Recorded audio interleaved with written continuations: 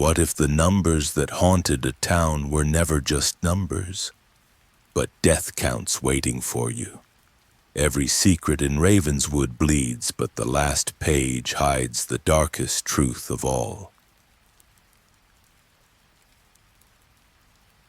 Welcome to Dark Pulse, where every story drags you deeper into true crime, horror mysteries, and psychological thrillers that refuse to let go.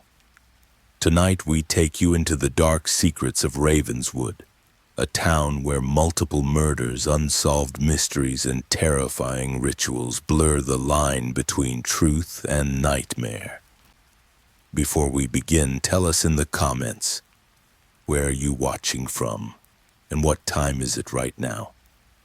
Don't forget to like, share, and subscribe for more suspense thriller stories, true crime narrations, and horror mysteries.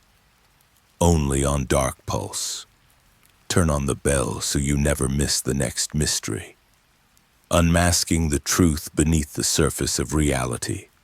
The first murder in the shadows. The storm began long before midnight, as though the skies themselves knew what horrors would be unleashed before dawn. Ravenswood, a small coastal town in Maine, was accustomed to harsh weather, but that night felt different. The ocean groaned against the cliffs with a violence that rattled windows, and rain hammered against rooftops like 1,000 impatient fists. The streets glistened under dim street lamps, but almost no one was out. Even the stray cats and restless dogs had taken shelter, as if sensing that something sinister prowled in the darkness. Inside the apartment complex on Harbor Street, a woman named Rachel Monroe sat in silence. She was 27, a librarian known for her soft-spoken nature and gentle manner. She lived alone on the 3rd floor, her only companions the books that crowded her small living room, and the faint hum of the sea that always managed to find its way through the thin walls. Rachel had grown used to the isolation, but for weeks now she had felt something strange, a creeping sensation that eyes lingered on her when she walked home after work, that shadows stretched a little too far behind her, that silence sometimes breathed louder than sound. That night she tried to shake it off. She brewed tea, curled on the couch with a worn paperback, and told herself she was simply tired. Yet as the storm outside intensified, so did the unease. The lights flickered once, twice, and Rachel set down her book. A soft creak echoed from the hallway outside her apartment door. She told herself it was nothing, just the old building groaning in the wind. But then she heard it again. Footsteps, slow and deliberate, pacing back and forth in front of her door. Her heart quickened. She rose cautiously and tiptoed closer, pressing her ear against the wood. The footsteps stopped. Silence followed, heavy and suffocating. She stood there frozen for what felt like minutes before daring to whisper to herself that she was imagining things. Yet when she turned back toward her living room, she saw something that froze her blood.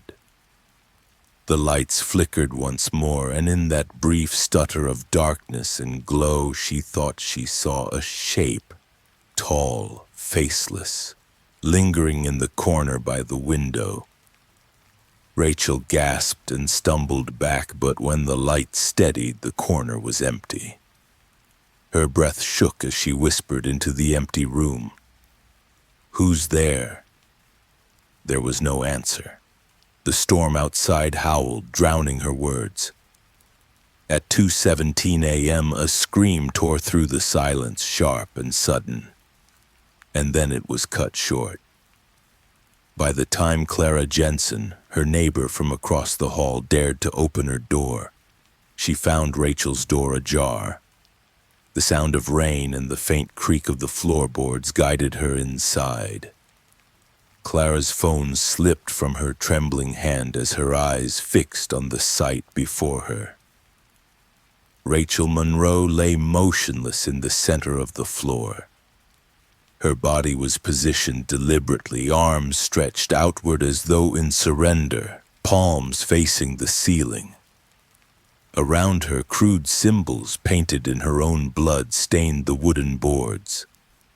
Spirals, jagged lines, and markings that made no sense but radiated something unholy. Clara's stomach churned as her gaze traveled to Rachel's face. Her eyes were wide open, frozen in terror, and her lips were sewn shut with thick black thread. Clara screamed and stumbled backward, her hand fumbling for her phone to call the police. But even as she spoke to the operator, her voice cracked with a terror she couldn't contain. She kept saying the same words over and over. Her eyes are open. Her lips are sewn shut.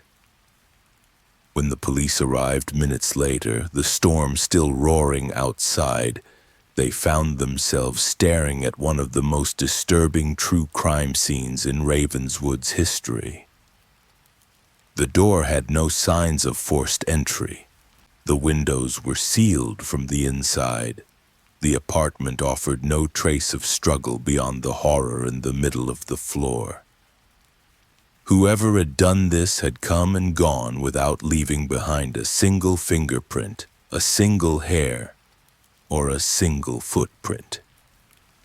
Detective James Calloway stood over the body with a grim expression. He had been in law enforcement for more than 2 decades, had seen murders that rattled even the strongest officers, but nothing prepared him for this. The symbols carved into the floor, the sewn lips, the frozen eyes, this wasn't just murder, this was a message, one written in blood and terror. Yet what haunted Calloway most was the expression on Rachel's face. Terror frozen in those wide eyes, as though the last thing she had seen had been something no human should ever see.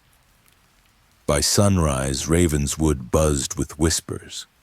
The storm had subsided, but unease hung in the air like smoke after a fire.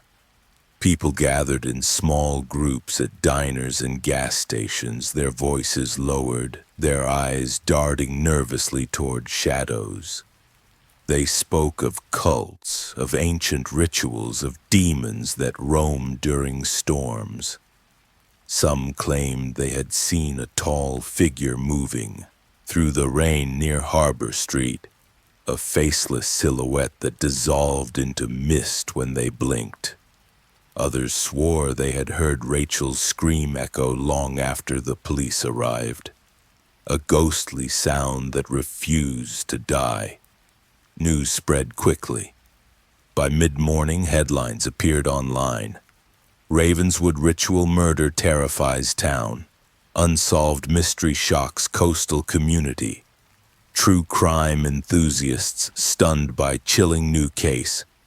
For a place as small as Ravenswood, the attention was overwhelming. Reporters arrived with cameras, bloggers typed furiously about unsolved murders, and social media lit up with theories. Everyone wanted answers, but no one had any. Detective Calloway spent hours combing through Rachel's belongings. On her desk, he found a notebook filled with scribbled symbols. Some matched those painted on the floor.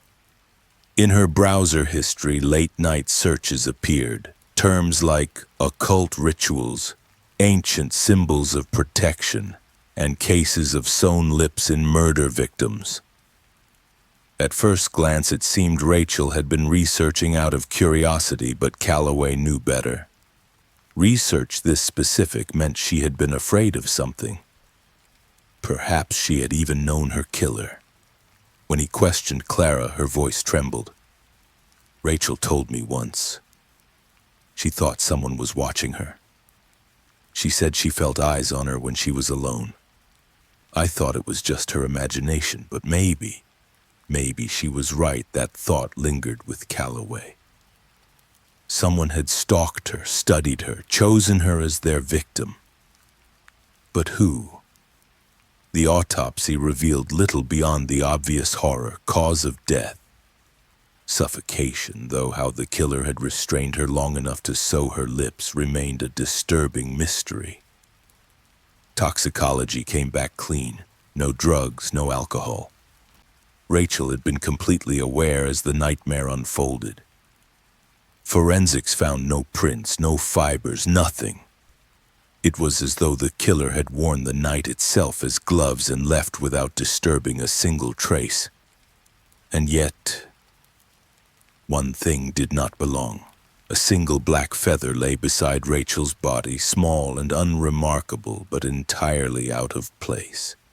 It didn't match any bird species common in Ravenswood.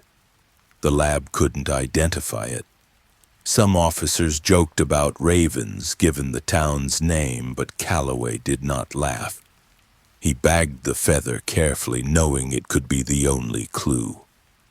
Meanwhile, the town itself descended deeper into fear. Parents kept children home from school. Doors were locked, windows boarded. Strangers eyed each other with suspicion, whispering about who could have done such a thing. Some said it had to be an outsider, a drifter hiding in the storm. Others insisted the killer was someone among them, a neighbor with a mask of normalcy hiding something monstrous beneath. Calloway knew one thing for certain. Whoever had killed Rachel was not done. Murders like this were not accidents.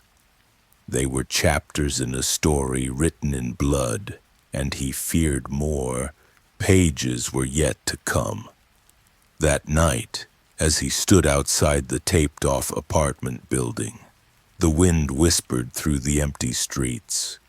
He lit a cigarette, though he had quit years ago, and stared at the flickering light in Rachel's window.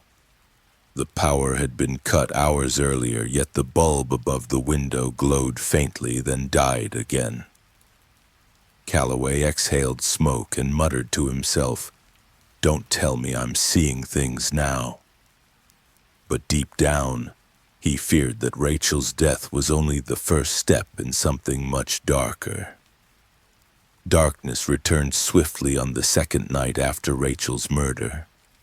Ravenswood, already gripped by paranoia, seemed even smaller under the stormy sky. People claimed they heard whispers on the wind, voices calling their names when no one was there. Some said they saw Rachel's shadow passing by her apartment window, though the police had sealed it. Fear twisted ordinary noises into omens. The groan of wood became footsteps, the knock of a branch against glass became someone trying to get in. Detective Calloway sat in his office, files spread across his desk. Rachel's photograph stared back at him, her quiet smile, her gentle eyes. He thought of how those same eyes had been frozen wide with terror, lips cruelly sealed, body positioned like an offering to something unspeakable. He asked himself the same question again and again. What had she seen in her final moments? The town wanted answers. Reporters demanded updates. The mayor pressured the police for progress. But Calloway had nothing concrete, no prints, no fibers, no witnesses, only a black feather and symbols that hinted at something darker than ordinary crime. Still, he pushed forward. He traced Rachel's phone records, finding repeated calls to an unsaved number. When they tried to track it, the line led nowhere. An unregistered phone switched off the morning after her death. Whoever she had been speaking to, they had vanished like smoke. Late into the night, Calloway drove past Harbor Street. The rain had stopped for once, leaving the air thick with salt and silence. As he passed Rachel's building, his headlights caught movement in the window. A shadow, tall and faceless, stood for the briefest moment before dissolving into the dark. He slammed the brakes, heart pounding, but when he leapt from the car and looked again, the window was empty. The rational part of him said it was exhaustion, stress playing tricks on his mind. But the deeper part, the part that had stared into the sewn lips of a murdered woman, told him otherwise. Something lingered in Ravenswood, something not entirely human. Back at his office, he poured coffee and scribbled notes. First victim, he wrote. Symbols, feather, unknown number, ritual pattern.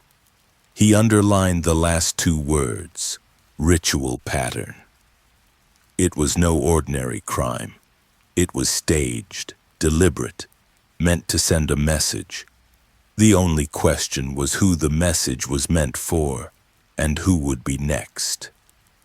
By the third, dawn after the murder, Ravenswood had changed. Shops opened late, streets emptied early, and the once friendly town had become a place of suspicion. Neighbors eyed each other not with trust but with fear. Every stranger was a suspect, every sound a threat. And in the quiet moments when the wind howled against the cliffs and the sea groaned below, one truth settled into every heart. This was only the beginning. For beneath the surface of reality, hidden in the cracks of ordinary life, something had awakened in Ravenswood, something patient, something merciless, and before long, more blood would be spilled. A town wrapped in secrets. The storm had moved on, rolling out across the Atlantic like a beast finally sated. But Ravenswood did not breathe easier. If anything, the silence left behind was worse than the thunder. It pressed down on the town with a heaviness that settled into the bones of its people. You could feel it in the way footsteps echoed too loudly on the cobblestones, in the way curtains twitched at the slightest sound, in the way conversation stopped abruptly whenever someone new entered a room. The murder of Rachel Monroe had sunk into Ravenswood like rot seeping into wood. She had been a librarian, quiet, kind, the sort of woman who remembered the titles of children's favorite books and slipped them into their hands before they even asked.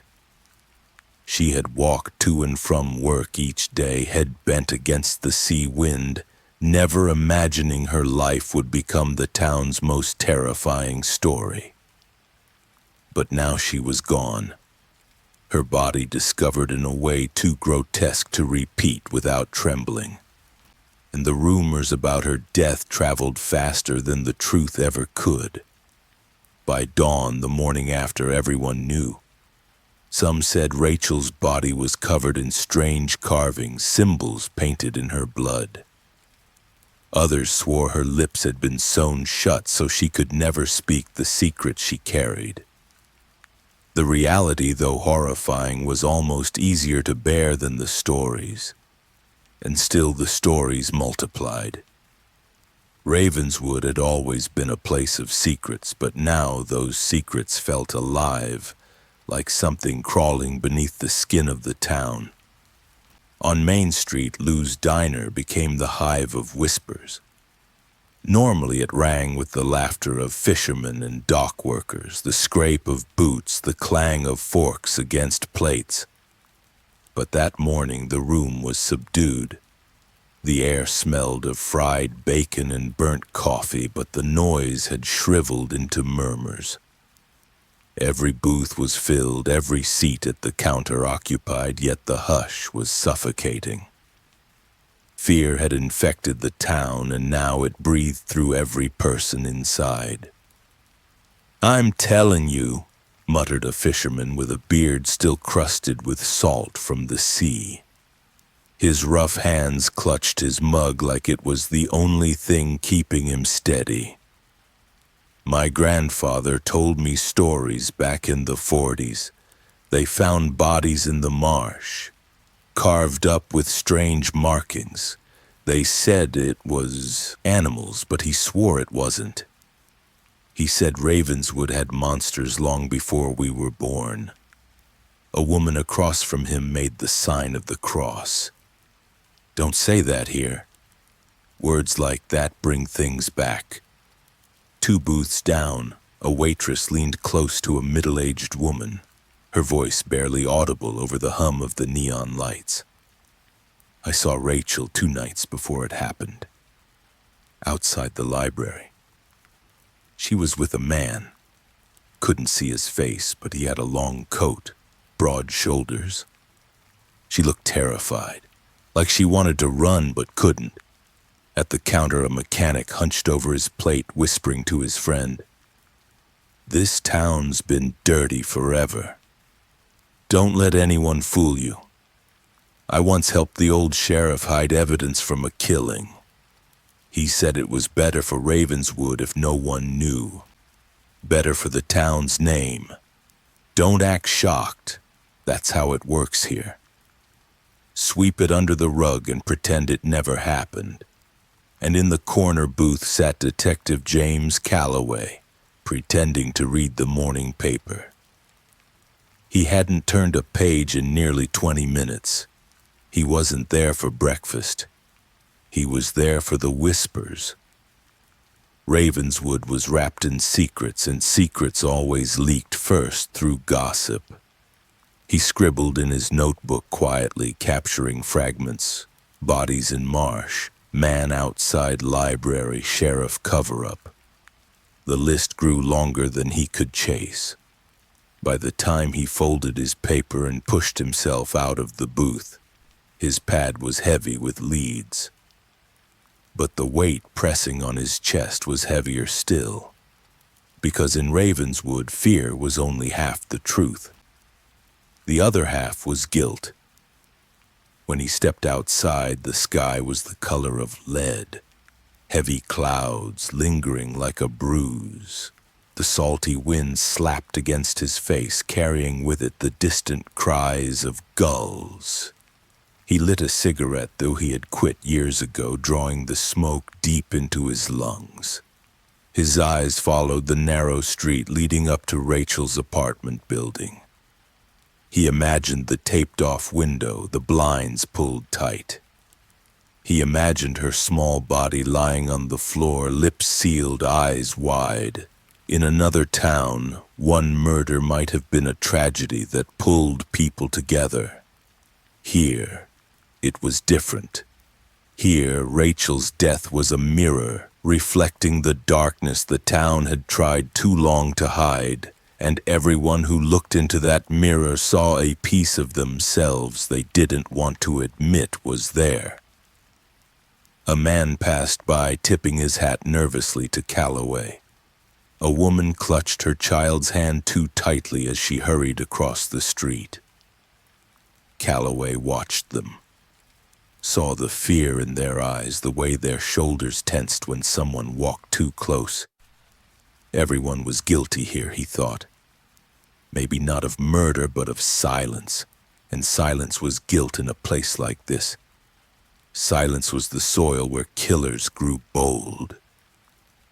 The detective walked past the library where Rachel had worked. The blinds were drawn, but he could picture her inside, shelving books, smiling faintly, unaware of the storm that was coming for her. He remembered her internet searches, protection rituals, occult symbols, folklore about cursed towns. She had known something was coming. She had felt eyes on her long before anyone else did. A teenager rode by on a bicycle, slowing just long enough to whisper as he passed. "Check the church," he said before pedaling quickly away. Calloway frowned. The church again. It had come up too many times to be ignored. Abandoned for decades, its windows shattered, its bell tower leaning, yet people spoke of lights seen there at night, of chants carried in the wind, of bones buried beneath its floor. He had never believed in superstition, but Ravenswood had a way of making belief feel like survival. Back at the station, he flipped through his notebook, the pages already smudged with graphite and ash. So many names, so many secrets, affairs hidden behind curtains, debts unpaid, grudges old enough to fossilize. Rachel's murder wasn't an isolated crime. It was a thread, and when pulled, it unraveled the entire fabric of Ravenswood. He leaned back in his chair, staring at the ceiling, the cigarette smoke curling above him. This wasn't just a case anymore. It was a reckoning. And deep down, he knew. Rachel Monroe wasn't the first victim. She was only the latest. And she would not be the last. Detective Elena Ramirez sat hunched at her desk, her eyes bloodshot from hours without sleep. The small Ravenswood police station was filled with the hum of fluorescent lights and the faint smell of mildew. Papers were scattered everywhere. Old reports, missing person files, photographs that had yellowed with time. When Calloway walked in, she didn't even glance up. "Tell me this doesn't look like a pattern," she said, her voice sharp, shoving a file toward him. Calloway picked it up, flipping it open. A young woman smiled back at him from the photo inside. Lauren Henson, 24, vanished 3 years ago. No body ever found, no suspects. She had lived just 2 streets away from Rachel Monroe. She disappeared after leaving the library, Ramirez explained, tapping the file with her pen. Her best friend told investigators Lauren believed she was being followed. Sound familiar? Calloway's jaw tightened. He flipped through the thin report. The case had gone cold in less than a week. A missing person poster, a few interviews, and then nothing. Buried under paperwork and silence. "Rachel isn't the first," he muttered. Ramirez shoved another folder at him. This one contained the photo of a middle-aged man, waterlogged and pale. 5 years ago, they said he drowned. Found him washed up near the cliffs. Official cause of death, accidental drowning. But she flipped to the witness statements. Fisherman swore he had cuts on his chest. Symbols. The coroner dismissed them as scratches from rocks. Calloway leaned back in his chair, exhaling smoke from the cigarette he wasn't supposed to be smoking inside. So they buried it. They've been burying all of it, Ramirez nodded grimly. This town has been covering things for decades. Missing people, unsolved murders, evidence lost, reports rewritten. Rachel's death is just the first one they couldn't hide. The detective rubbed his temples. Ravenswood wasn't just a place where crimes happened. It was a place where crimes were erased. That evening, Calloway and Ramirez began knocking on doors. They started with Clara Jensen, the neighbor who had found Rachel's body. Clara looked hollow-eyed, her hands trembling as she clutched the edge of her cardigan. "She told me someone was watching her," Clara whispered. Rachel said she felt eyes on her when she was alone. I told her she was imagining things, but now... She broke off, pressing a hand to her mouth. Next was the pastor at St. Luke's Church. He was a heavy-set man with a balding head and eyes that refused to meet theirs. "Rachel came to me once," he admitted reluctantly. "She was upset, crying. She said she had been dabbling in things she shouldn't, books, rituals. I told her to pray, to let it go. I never saw her again after that. Finally, they questioned the bookstore owner, a wiry man with ink-stained fingers. He admitted Rachel had purchased books on folklore, witchcraft, and grimoires about protection spells. She asked for anything on symbols, he said. Said she needed to understand them. She looked scared. Every conversation added to the weight of the case. Rachel hadn't been ignorant. She had been aware of something. She had felt the darkness closing in, but no one had listened. By midnight, Calloway sat at his desk again, flipping through his notebook. The list of names and secrets was long. Lauren Henson, the drowned man, Clara's fear, the pastor's confession, the bookstore owner's warnings. Each page felt heavier than the last. Ravenswood wasn't just a town with one murder. It was a town drowning in dark secrets, affairs whispered behind closed doors, debts owed to dangerous men, old grudges carried like rusted knives, and somewhere in that sea of lies, killers were moving unseen. The phone rang sharp and shrill. Calloway snatched it up. A voice, low and trembling, said only, "You're looking in the wrong places." Then the line went dead. He stared at the receiver, his chest tight. Whoever had called knew him, knew the case, and wanted him off it.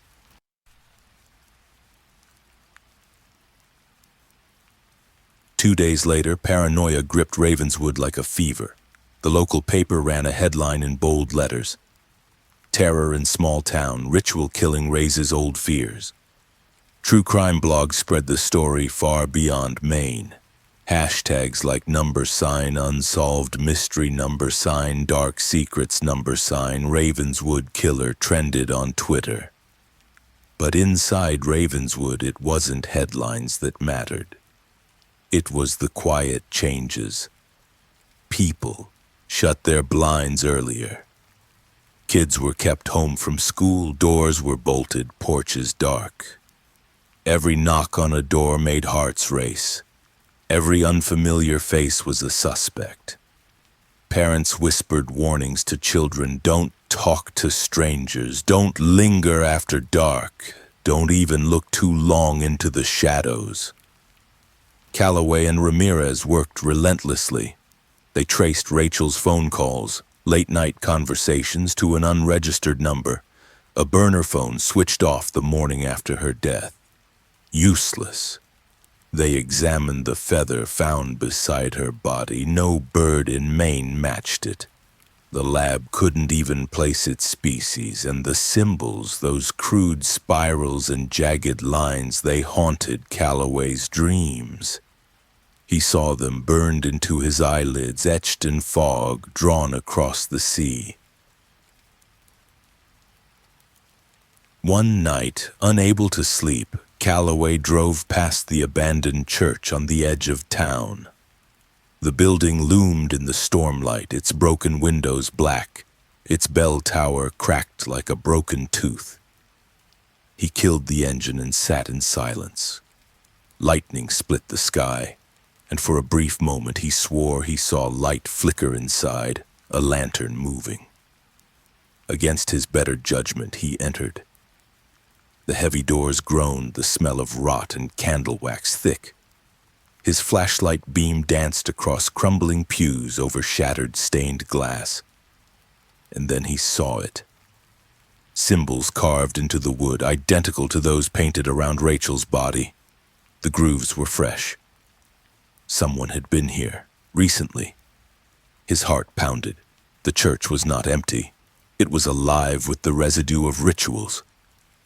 He backed out quickly, his footsteps echoing too loud in the cavernous space. Rain lashed his face as he hurried to his car. Ravenswood wasn't just hiding killers. It was feeding them. Back at the station, Calloway scrawled words into his notebook with shaking hands. Ritual, cult, multiple killers, unsolved murders, Ravenswood secrets. The ink bled into the paper. His chest felt tight. Rachel's death wasn't a single tragedy. It was part of a cycle, and the cycle was far from finished. The townspeople felt it too.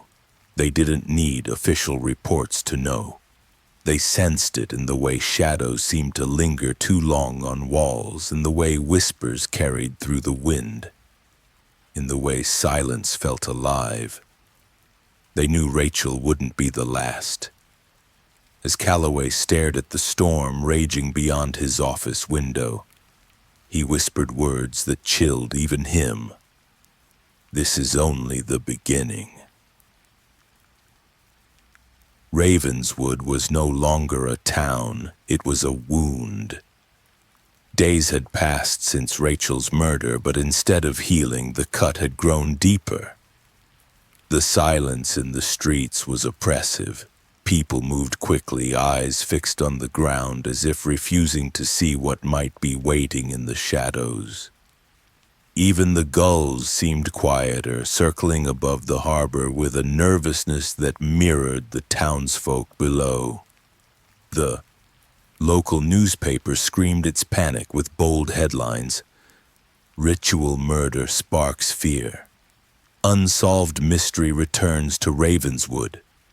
True crime blogs had pounced on the story, pulling in readers from across the country.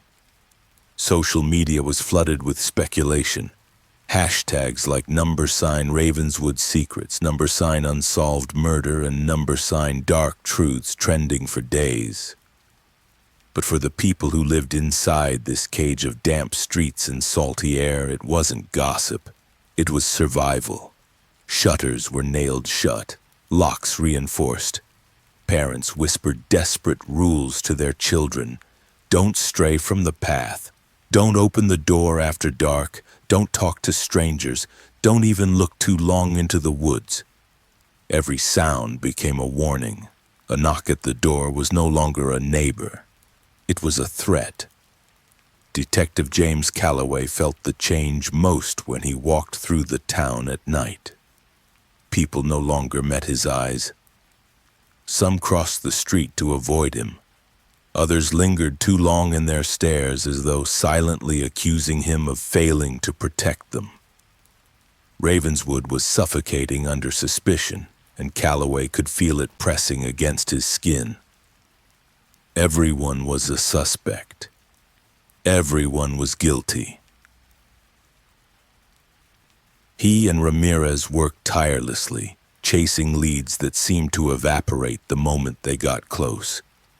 Rachel's late-night phone calls had traced back to a burner, switched off forever after her death. The feather found near her body remained an enigma, the lab baffled by its origin.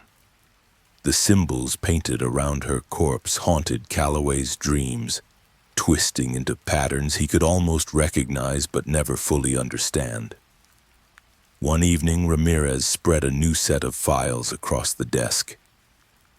"You know what this looks like?" she said, her voice grim. "It looks like multiple killers." Calloway raised an eyebrow. "Think about it," she continued. "Different victims, different methods, but all of them tied together by these symbols, by the secrecy. What if we're not chasing one monster? What if Ravenswood has more than one?" The thought chilled Calloway more than the storm outside. Multiple killers, each one hidden, each one feeding off the fear of the town, and none of them aware of the others. The paranoia deepened with each passing night. At the Raven's Nest bar, two men nearly came to blows, one accusing the other of being the killer in disguise. A family packed up their belongings and fled in the middle of the night, their house left abandoned, blinds drawn tight. The town was unraveling. Calloway walked past the abandoned church again, unable to resist its pull. Its broken windows stared like hollow eyes, its bell tower cracked against the storm. Inside, the symbols carved into the pews seemed darker now, more deliberate. Wax pooled on the floor in strange shapes. He found a half-burned scrap of paper tucked beneath the altar. Written in shaky ink were the words, The silence will end in blood.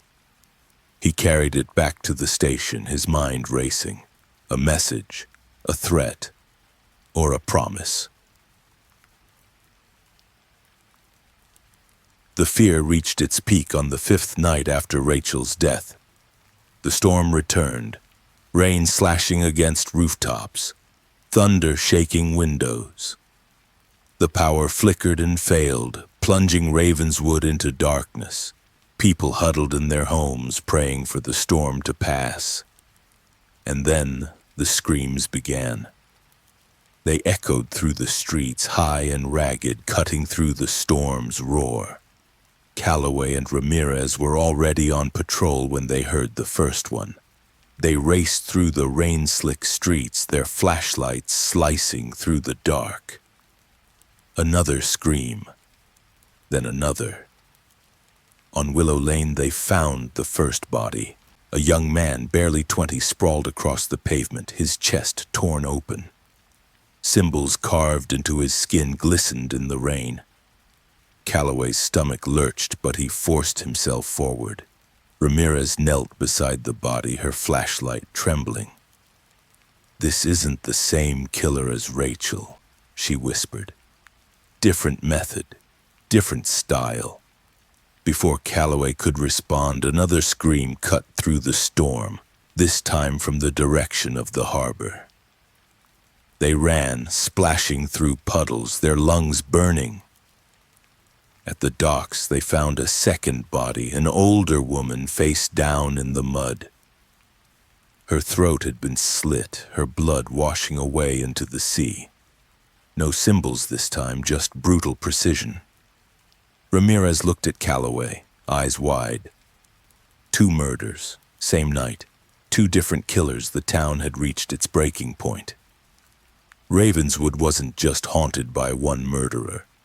It was infested. By dawn, the storm had passed again, leaving behind a town in ruins. The police station was flooded with terrified calls. People demanded protection, demanded answers. Some begged to be escorted out of town. Others threatened to take justice into their own hands. Calloway sat at his desk, soaked to the bone, staring at his notebook. 3 victims now. Rachel, the boy on Willow Lane, the woman at the docks. 3 killers, each distinct, each leaving behind their own signature of terror. "This isn't chaos," he muttered to Ramirez. "This is a pattern, a design. Ravenswood is a stage and the killers are writing their stories in blood." Ramirez leaned back, exhaustion etched into her face. And we're not even close to the ending. The townspeople sensed it too. The fear was no longer background noise. It was a living thing. They spoke less, locked doors tighter, lit candles against the darkness. And still the whispers carried true crime story, unsolved mystery, Ravenswood killers, horror in the night. The line between superstition and reality blurred. Some swore they saw ghostly figures moving in the fog. Others claimed to hear chanting near the woods. A child told his mother he dreamed of Rachel standing at his window, her lips sewn shut, pointing toward the church. Every story added weight to the fear. Ravenswood was drowning in it. Calloway stood once more by the window of his office, watching the storm clouds retreat. His reflection stared back at him, hollow-eyed, weary. Behind him, the bulletin board sagged under the weight of photos, files, and notes. The names of the dead, the theories of the living, the symbols that refused to let him sleep. "This town is wrapped in secrets," he whispered to himself. "And those secrets are killing us." The storm might have passed, but Calloway knew Ravenswood's nightmare was only beginning. More bodies would fall. More killers would step from the shadows. and one day soon all the dark truths buried beneath the surface of reality would claw their way out. The silence of Ravenswood would end, not with peace but with blood. A second body, a different killer. The storm returned 2 nights after the town buried Rachel Monroe, as if the heavens themselves refused to let Ravenswood rest. The rain came in sheets, hammering against rooftops, rolling down the cobblestones like rivers of glass. Lightning carved open the sky, illuminating streets that had grown too quiet. Inside their houses, families huddled close, whispering prayers against the wind. The death of Rachel had unsettled them, but what they did not yet know was that Ravenswood's nightmare was just beginning. It was a group of teenagers who found the second body. They had dared each other foolishly to walk into the woods after dark, the same woods locals warned children never to enter. They were drunk on bravado and cheap beer, laughing too loudly to notice the silence of the trees. Until one of them tripped, until his hands pressed into the soil and touched something that should not have been there.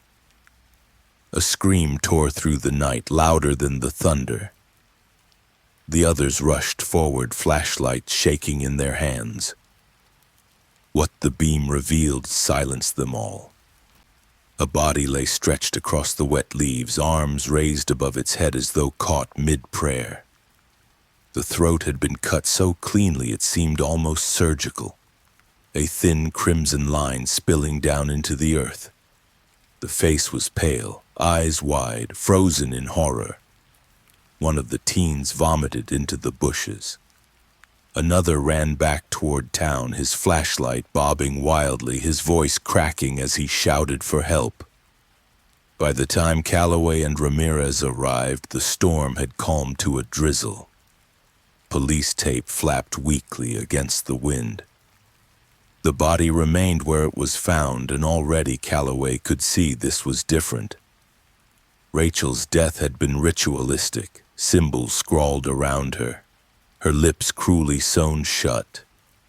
But this was simple, brutal, a single cut to the throat.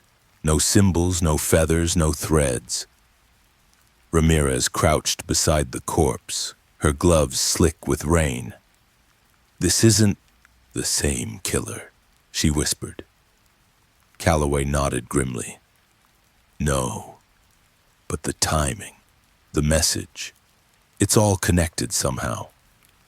The victim's name was Daniel Harper, a 35-year-old dock worker known for his quiet demeanor and long hours at the harbor. He had no family in town, no enemies anyone could name. Just another ordinary man in an extraordinary nightmare.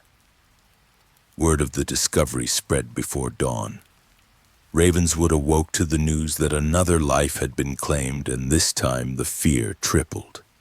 Because if Rachel's death had been terrifying for its strangeness, Daniel's was terrifying for its clarity. Anyone could cut a throat. Anyone could kill so cleanly. The whispers began again, louder than before. "Unsolved mystery, multiple killers," Ravenswood cursed. True crime story unfolding before our eyes. The town was unraveling, and Calloway could feel the threads slipping through his fingers. The investigation into Daniel Harper's death began with questions, but quickly turned into a maze. Witnesses saw nothing. The teenagers who discovered him gave conflicting statements, their memories blurred by terror and drink. Forensics found nothing but rain-soaked soil, a knife wound too clean to reveal much, and footprints trampled into mud that could belong to anyone. Ramirez sat at her desk, exhausted, her hair damp from the storm. It doesn't add up. Rachel's killer staged everything, symbols, threads, rituals. This one. She gestured to the photos spread across the desk. It's clinical. Fast, efficient. Calloway lit a cigarette, ignoring the no smoking sign. 2 different hands, he said. 2 different messages. And yet, Ramirez added, both within days. Both targeting ordinary people. Both sending this town into hysteria. It was no longer possible to believe in coincidence. Ravenswood was crawling with killers. At Lou's diner the next morning, the whispers grew louder than ever. Rachel was one thing, muttered a fisherman. That was cult business, rituals. But this Harper killing, that's something else. That's a man with a knife who wanted blood. You think there's 2 of them? A woman asked, her hands trembling as she stirred her coffee. There's always been more than one in this town, said an older man, his voice low but sharp. You think all those missing folks just walked into the sea? Number. Ravenswood eats its own. Always has every table carried a theory. Some said Harper had seen something he shouldn't have. Others insisted his death was a copycat, someone trying to mask their crime under the shadow of Rachel's killer. A few whispered about curses, demons, and shadows that moved like men. The only certainty was fear. That night, Calloway returned to the woods. The storm had left everything slick and shining. His flashlight cut across trees swollen with moss, over mud that sucked at his boots. He crouched where Harper's body had been found, the soil still dark with memory. He tried to imagine the scene, the killer moving through the trees, silent, deliberate, waiting. A snap of a twig made his heart lurch. He spun, light flashing across emptiness.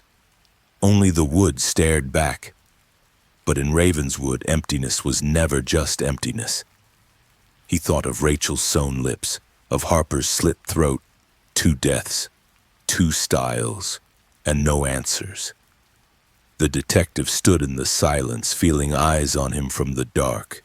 Whether they were real or imagined, he couldn't say.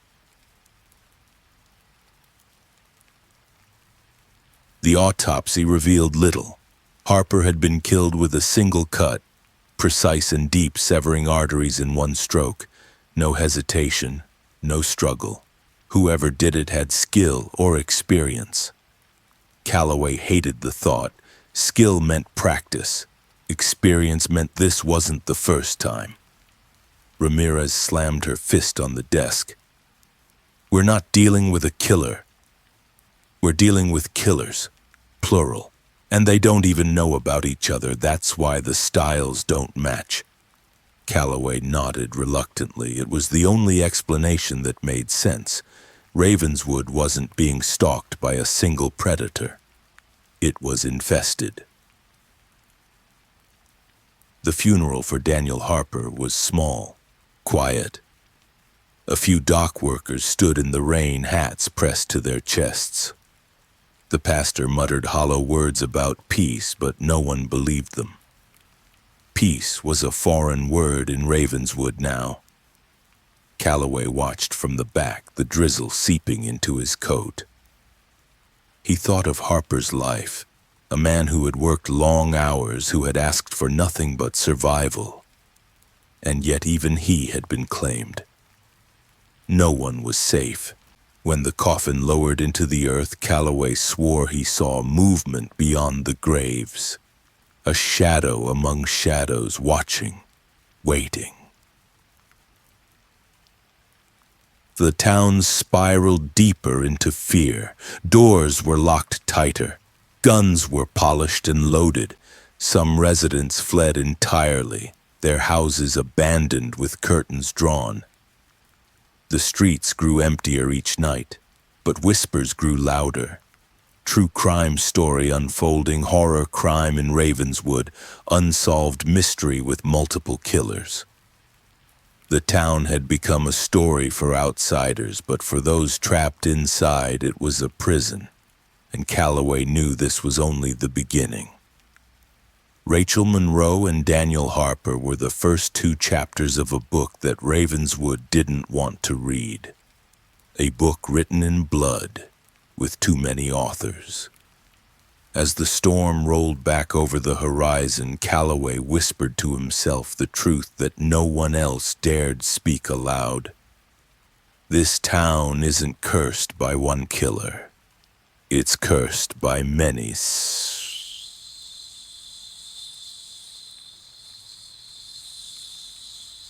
The rain had stopped, but Ravenswood still reeked of storm. Streets glistened with puddles that reflected broken streetlights, and the sea foamed angrily against the rocks. Everyone spoke in whispers, if they spoke at all.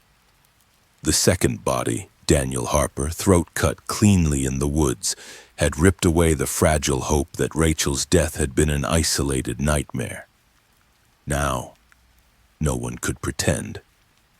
Detective Calloway sat at his desk, cigarette smoke curling upward, staring at the files spread before him. Rachel Monroe, ritual, symbols, sewn lips. Daniel Harper, surgical throat wound. No symbols, no theatrics. 2 killings, 2 killers. That much was certain. But how many more? Ramirez slammed another folder onto the desk. I pulled missing persons cases from the last 15 years. Look at this. Calloway scanned the pages. Faces stared up at him. Men, women, even a teenager. Some vanished walking home. Others disappeared from their beds. One supposedly drowned. Most cases went cold in days. The paperwork was thin, sometimes only a page or 2. Half-assed investigations, Calloway muttered. Or cover-ups, Ramirez said bitterly. You notice how many of these were signed off by Sheriff Whitmore? The same man your mechanic friend swore hid evidence years ago? Calloway's jaw tightened. Whitmore had retired with honors, hailed as a man who kept Ravenswood safe. But maybe he'd only kept Ravenswood quiet. That night, the detectives revisited the woods where Harper had been found. The trees dripped with rain and the air smelled of wet earth and something metallic that clung to Calloway's tongue. Ramirez crouched low, examining the soil. See this? She whispered, pointing to faint impressions in the mud. 2 sets of footprints, one large, heavy, the other smaller, lighter. They overlap in places. 2 people walked here. Calloway's heart sank. The killer wasn't alone? Or 2 killers hunting the same prey? The possibility twisted in his gut. If Rachel and Harper had fallen to different murderers, was Ravenswood a battleground for predators?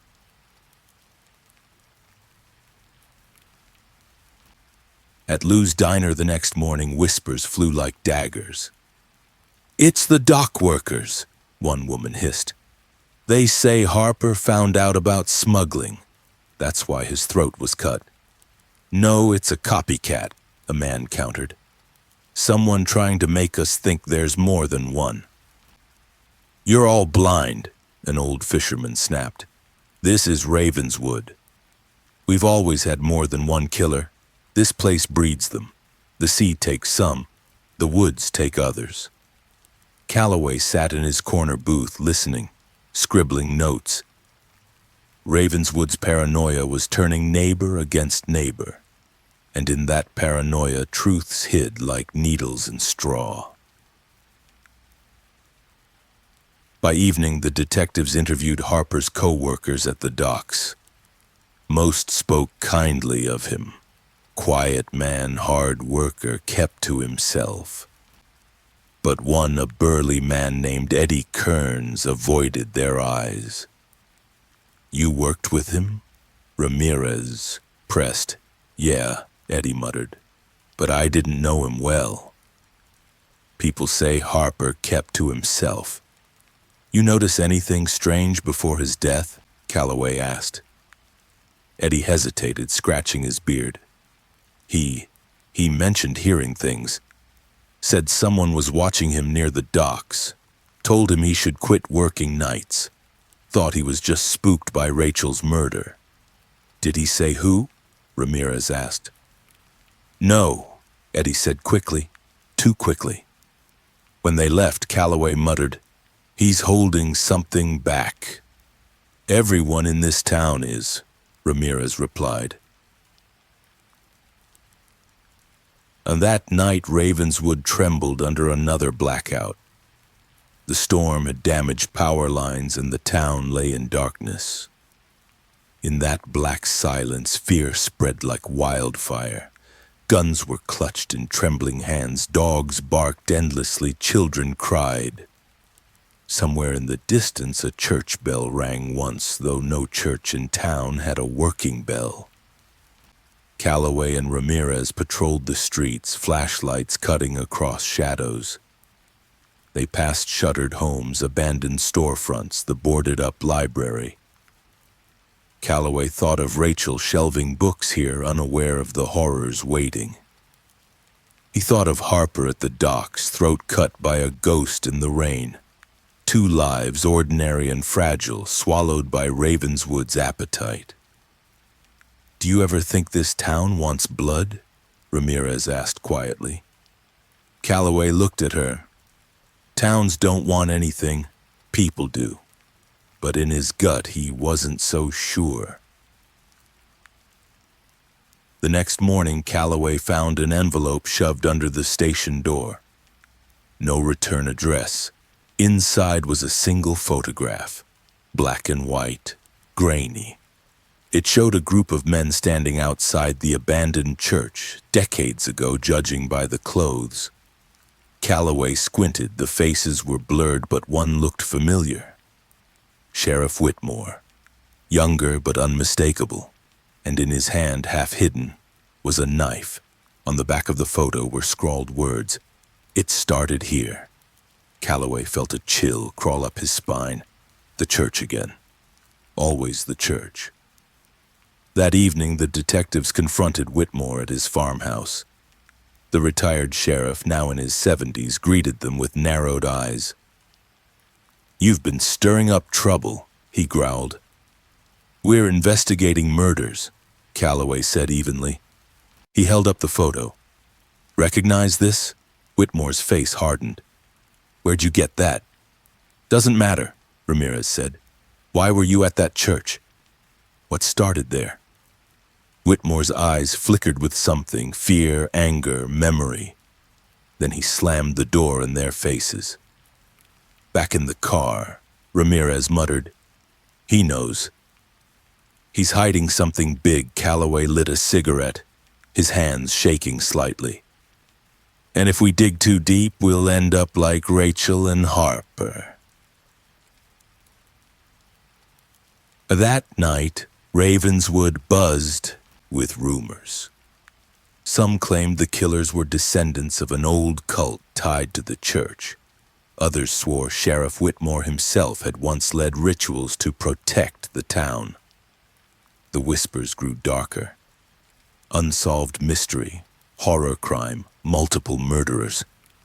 Ravenswood cursed, and as midnight approached, Calloway knew the truth in his bones. Daniel Harper's death wasn't the end. It was the continuation of something ancient. The silence of Ravenswood would end, not with answers, but with more blood. The town of Ravenswood was unraveling. Each day brought a new layer of fear, as though the soil itself was pushing up old secrets that could no longer remain buried. Rachel Monroe's ritualistic death had torn the first seam. Daniel Harper's clean surgical murder had widened the rip. Now the entire town felt like a garment split down the middle, its threads exposed, its history spilling out in ragged strands. Detective James Calloway had worked cases in larger cities. Gang killings, organized crime, even serial offenders who left trails of blood across counties. But Ravenswood was different. Its fear wasn't chaotic. It was deliberate, like someone or something wanted the town suffocated in paranoia. And it was working. On the fifth night after Harper's death, the streets were empty by sundown. Houses glowed faintly behind curtains, but the sidewalks were bare. A stillness pressed against the air so heavy that even the gulls circling above the harbor seemed unwilling to cry. Calloway stood outside Lou's diner, cigarettes smoldering between his fingers, and thought, "This town is waiting for its own funeral bell." Inside, the diner buzzed with whispers. Conversations started and ended with glances, half-truths, and theories. "They say Harper found something at the docks," a man muttered. "Smuggling routes? Dangerous men. That's why he died." "No, it's the cult," a woman countered. "Rachel was their first ritual. Harper was the second. Each death means something. We just don't know what yet." An older fisherman shook his head. "You're blind if you think it's one group. Ravenswood's always had killers. Some kill for money. Some kill for faith. Some kill because this place makes monsters out of men." Calloway listened quietly from his corner booth. Ravenswood was feeding on itself, and every rumor was another drop of poison in the veins of the town. Ramirez arrived late, slamming a folder down on the table. Her face was pale, but her eyes burned with determination. "You need to see this," she said. Inside were reports from decades ago, missing persons cases, unexplained deaths, supposed drownings. Most of them had been dismissed as accidents. But when laid out together, a pattern emerged. Young women vanishing near the library, dock workers found dead by the sea, strangers passing through town who were never seen again. "They covered it all," Ramirez whispered. "Sheriff Whitmore signed off on half of these. They buried the truth under paperwork." Calloway flipped through the pages, his jaw tightening with every name. Ravenswood wasn't cursed, it was complicit. Its leaders had chosen silence over justice, and now that silence had erupted into chaos. That evening, Calloway drove to Whitmore's farmhouse alone. The retired sheriff answered the door with narrowed eyes and a shotgun resting casually in his arm. "You're trespassing," Whitmore growled. "I'm investigating," Calloway shot back, holding up the old photograph he'd received anonymously. The one showing Whitmore and others standing outside the abandoned church decades ago. Whitmore's expression flickered just for a moment before hardening again. "You don't know what you're digging into." "Then tell me," Calloway pressed. But Whitmore only slammed the door, the sound echoing through the quiet fields. Calloway stood there in the dark, the weight of the unanswered question pressing against his chest. What started at that church?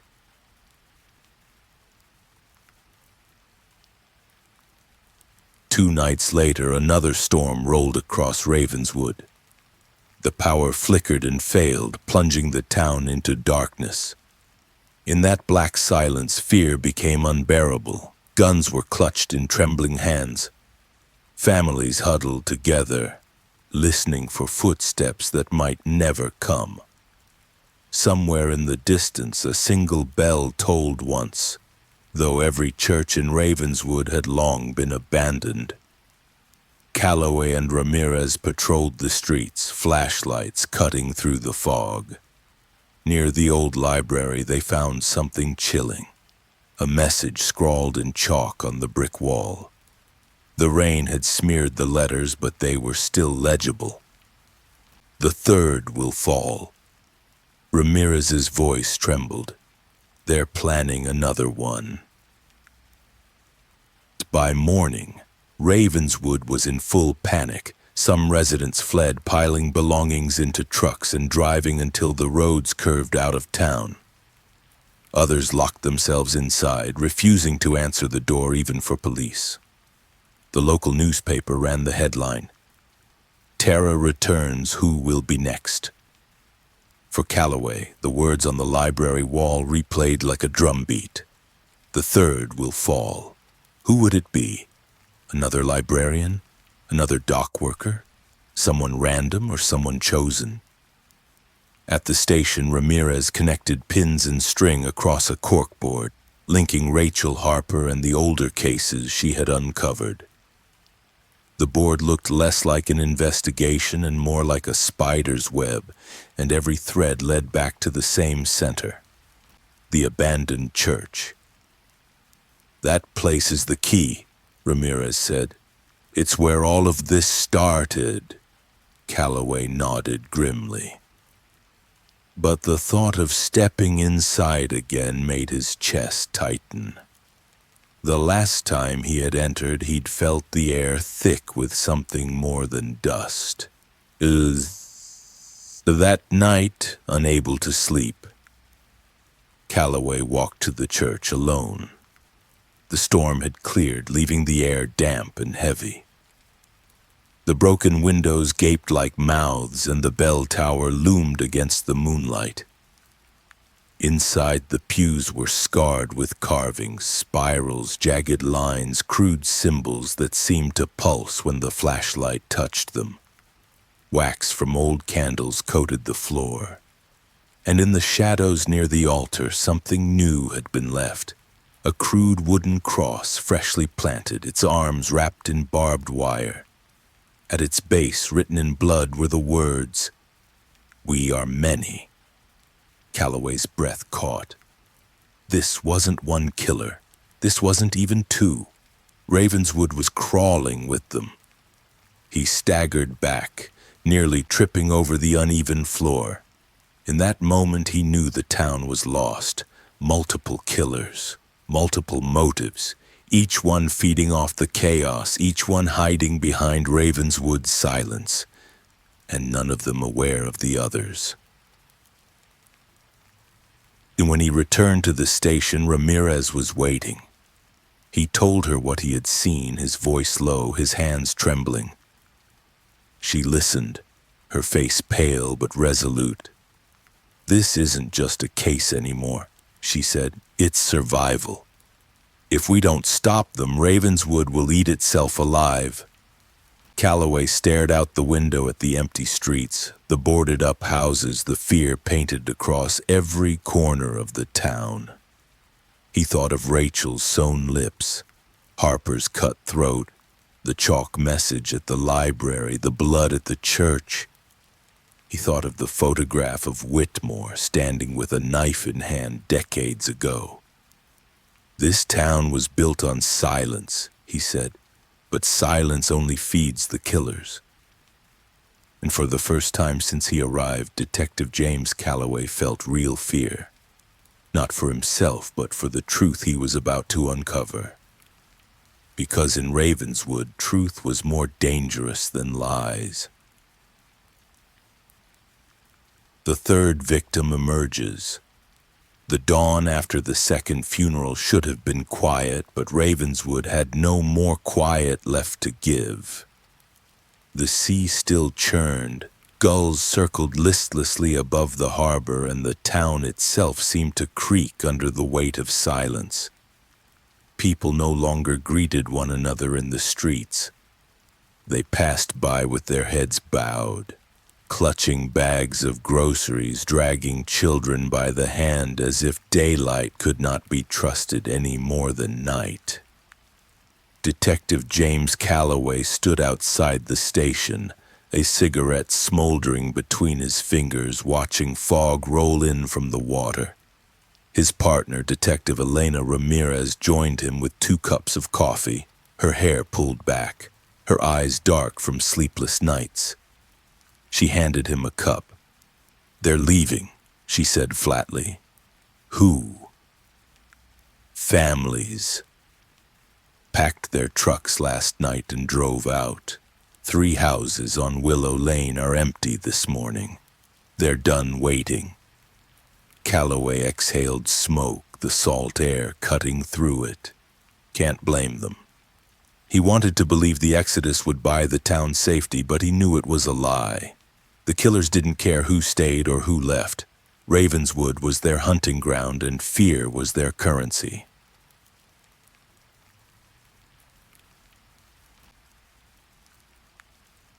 The call came just after noon. A jogger had found something near the cliffs.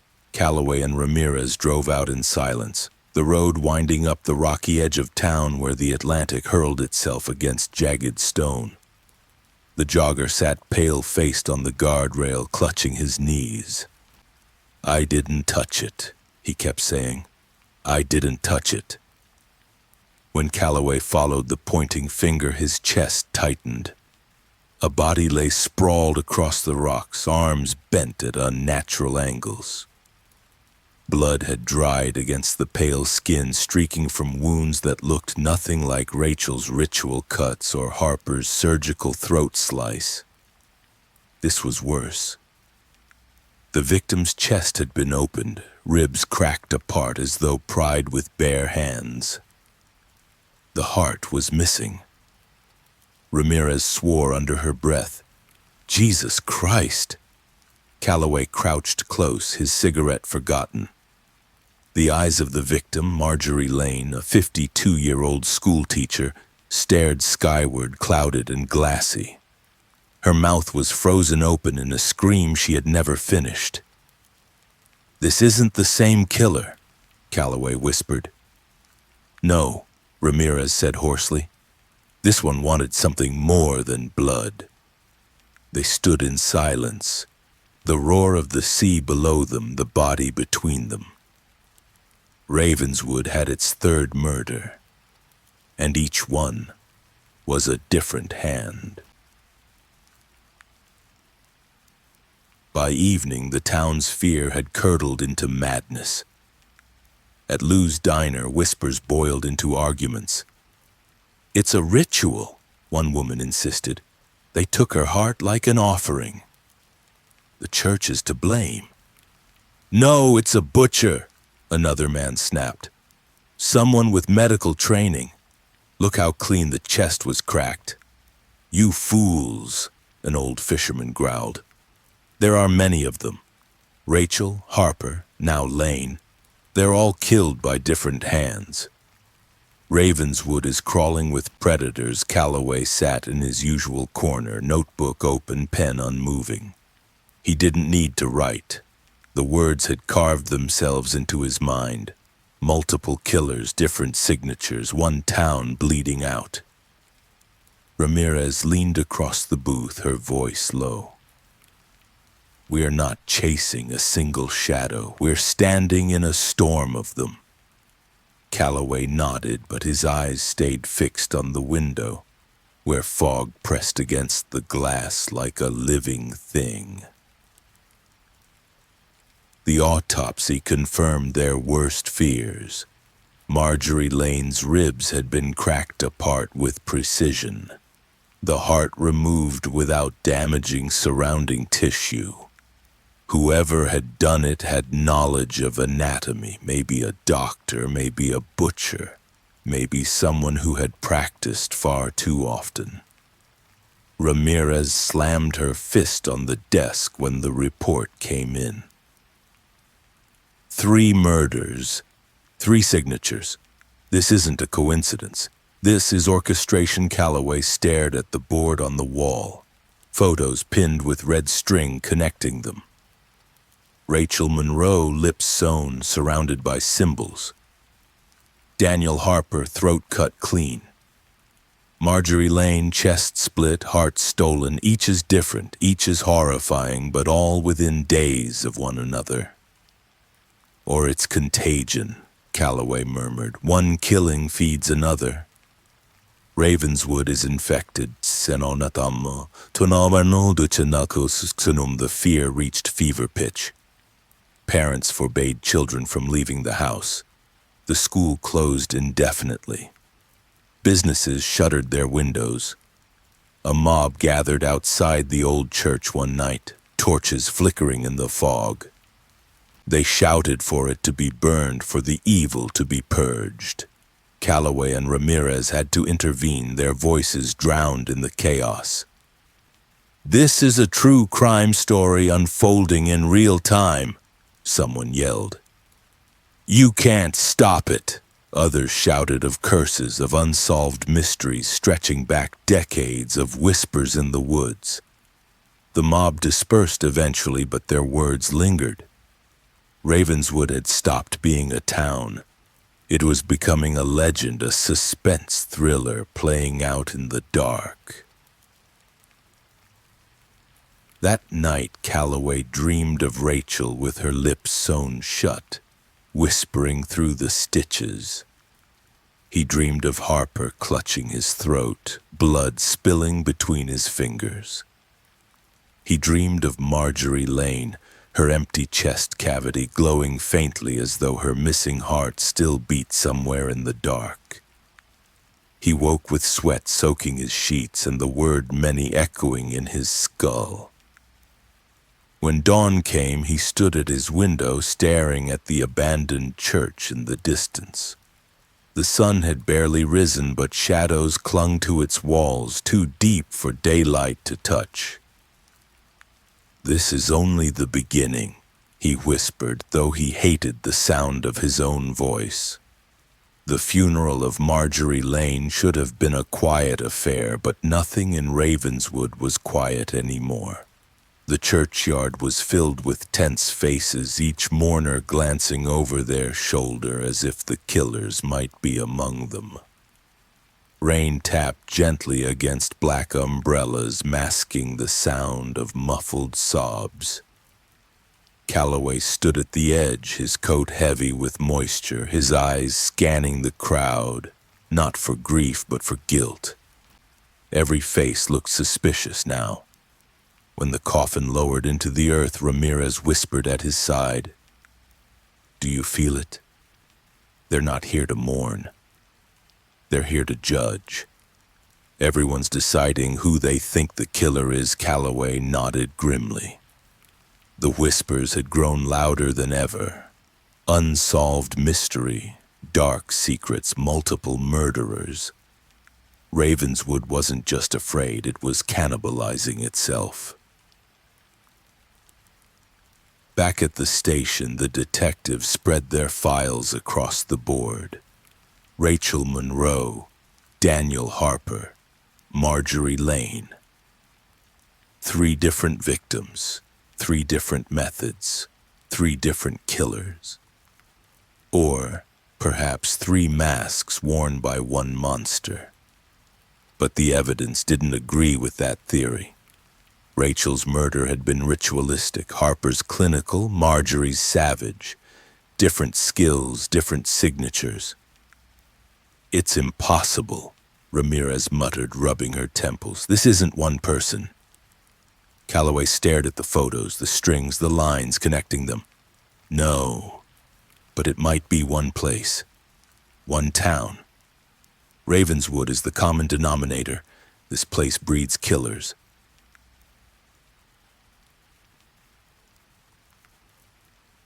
That evening, they interrogated Eddie Kearns, the dock worker who had admitted Harper had felt watched.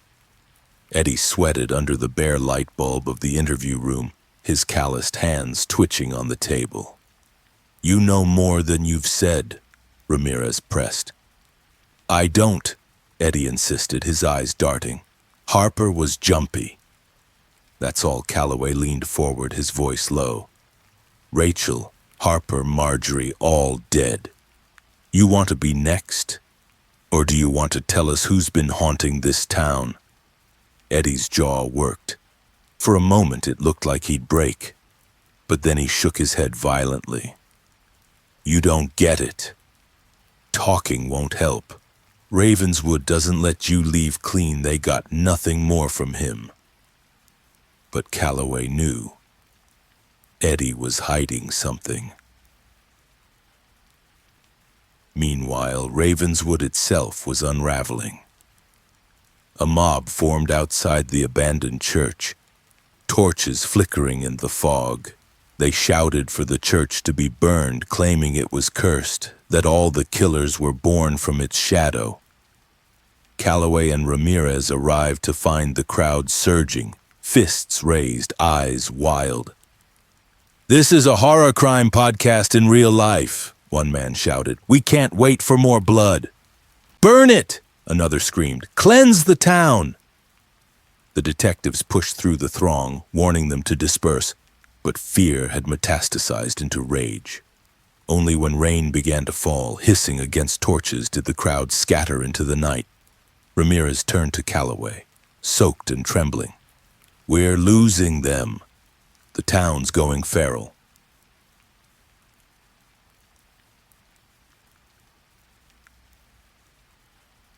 The next morning, Calloway found another envelope under the station door.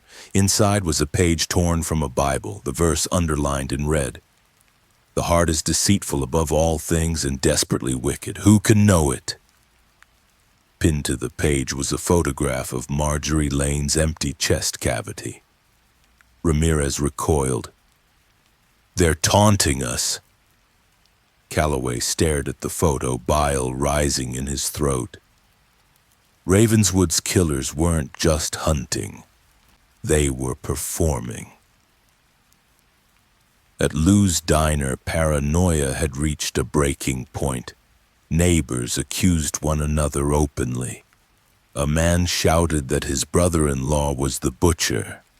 A woman swore her neighbor had sewn Dahl's lips shut years ago, proof he was the ritualist. Fights broke out. Coffee spilled, fists flew. The waitress pleaded with Calloway as he broke it up. "Please, detective, you have to find them, or we'll tear each other apart." But Calloway already knew. Ravenswood didn't need help tearing itself apart. The killers had lit the match and the town was burning itself down. And that night, the detectives returned to the cliffs where Marjorie had been found. The sea crashed violently below. Calloway's flashlight caught something wedged between rocks, a bundle wrapped in cloth. He pried it loose. Inside were animal bones tied together with string, painted with the same crude symbols that had circled Rachel's body. Ramirez's voice shook. "They're leaving offerings."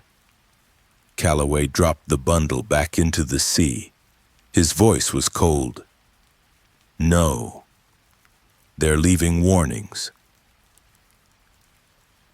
The evidence piled high, but the truth remained hidden. Ravenswood was drowning in blood and secrets. The killers were multiplying, or perhaps revealing themselves one by one, and yet despite the carnage, Calloway felt the story was still unfinished. There would be more victims, more rituals, more throats cut, more hearts taken. He stood in his office window staring at the fog-drenched town and whispered words that seemed to belong to Ravenswood itself. This true crime story isn't ending. It's only the beginning. The third murder had left Ravenswood in tatters. After Marjorie Lane's heartless corpse was lowered into the ground, the town's thin veil of civility split open. No one trusted anyone anymore.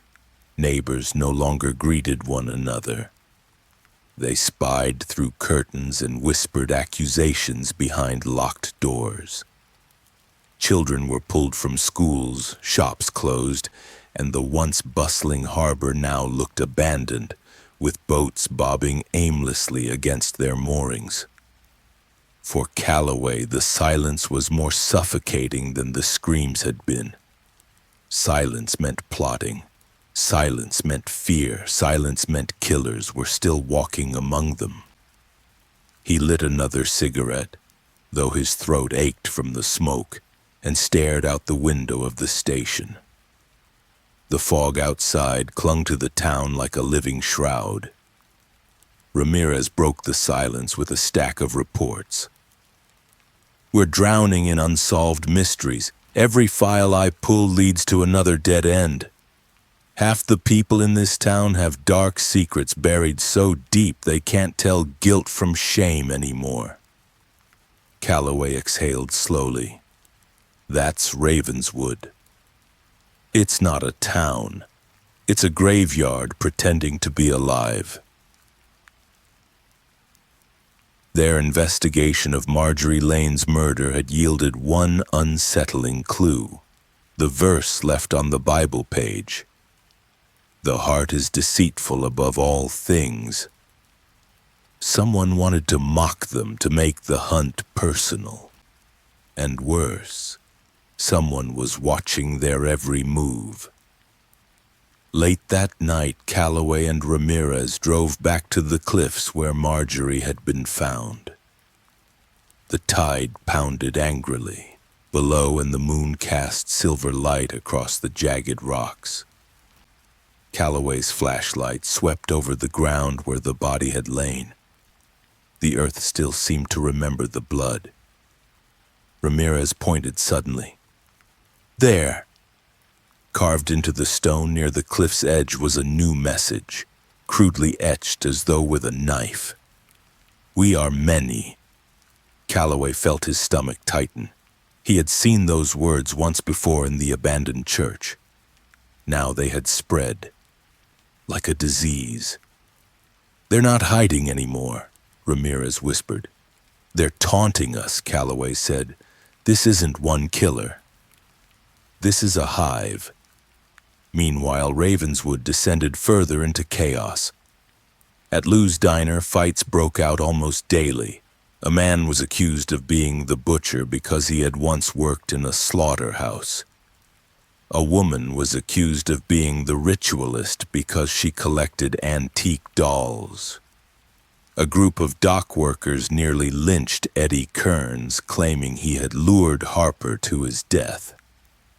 The diner no longer smelled of bacon and coffee. It smelled of fear and sweat and rage. This is turning into a suspense thriller you can't switch off, Ramirez muttered one evening as they broke up yet another fight. Except here, the ending isn't written yet. The detectives tried to focus. They interviewed Marjorie's colleagues from the school. Most described her as kind but private.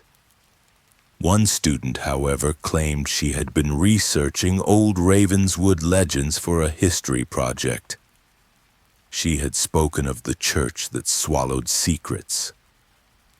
Maybe she found something she wasn't supposed to, Ramirez said after the interview. Calloway tapped ash into an overfull tray. Or maybe she was chosen because she asked the wrong question.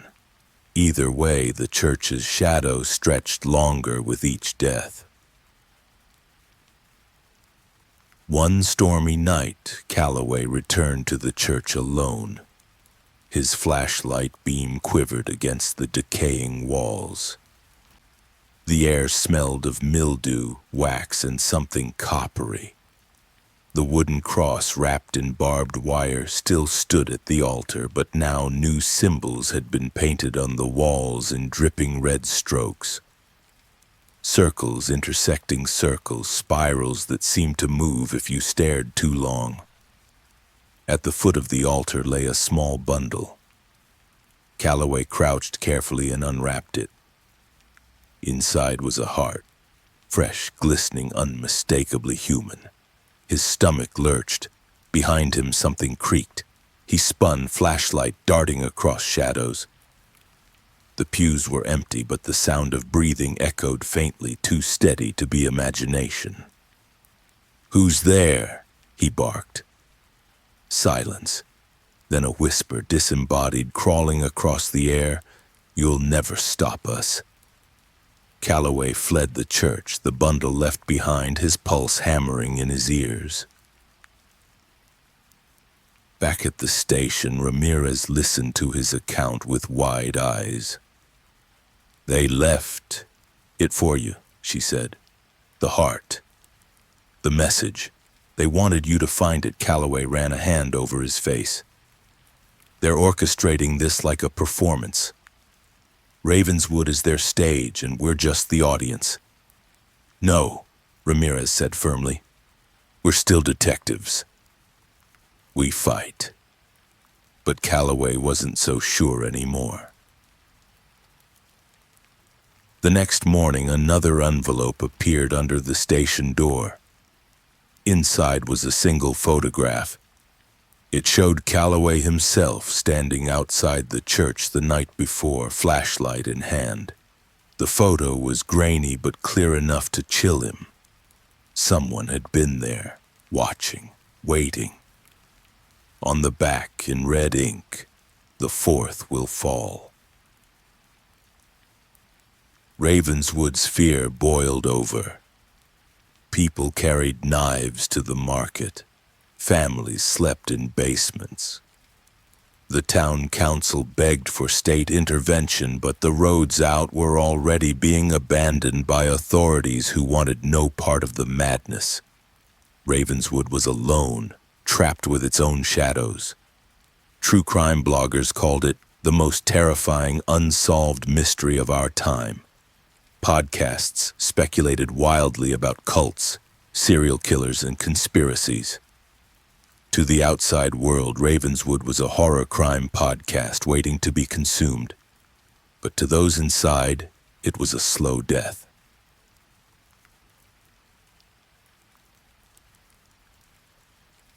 As the fog thickened that evening, Calloway stood by the window of his office, staring at the empty streets. He thought of Rachel's sewn lips, Harper's sliced throat, Marjorie's stolen heart. 3 murders, 3 signatures, and the promise of a 4th. "This town is finished," he whispered. But even as he said it, he knew Ravenswood wasn't finished. It was only beginning. The killers were many. The victims were chosen. And the silence that had protected the town for decades had shattered. The storm was still gathering, and the blood of Ravenswood had only just started to flow. The 4th killing.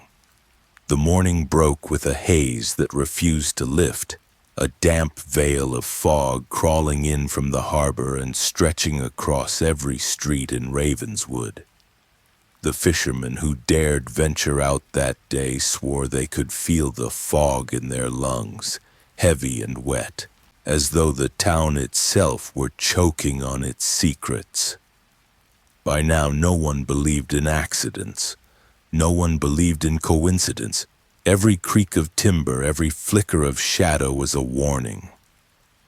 Ravenswood was living under a countdown it could not read, and everyone knew the next strike was coming. Detective James Calloway had slept only 2 hours. His notebook was bloated with names, half-truths, and rumors that twisted like barbed wire across the pages.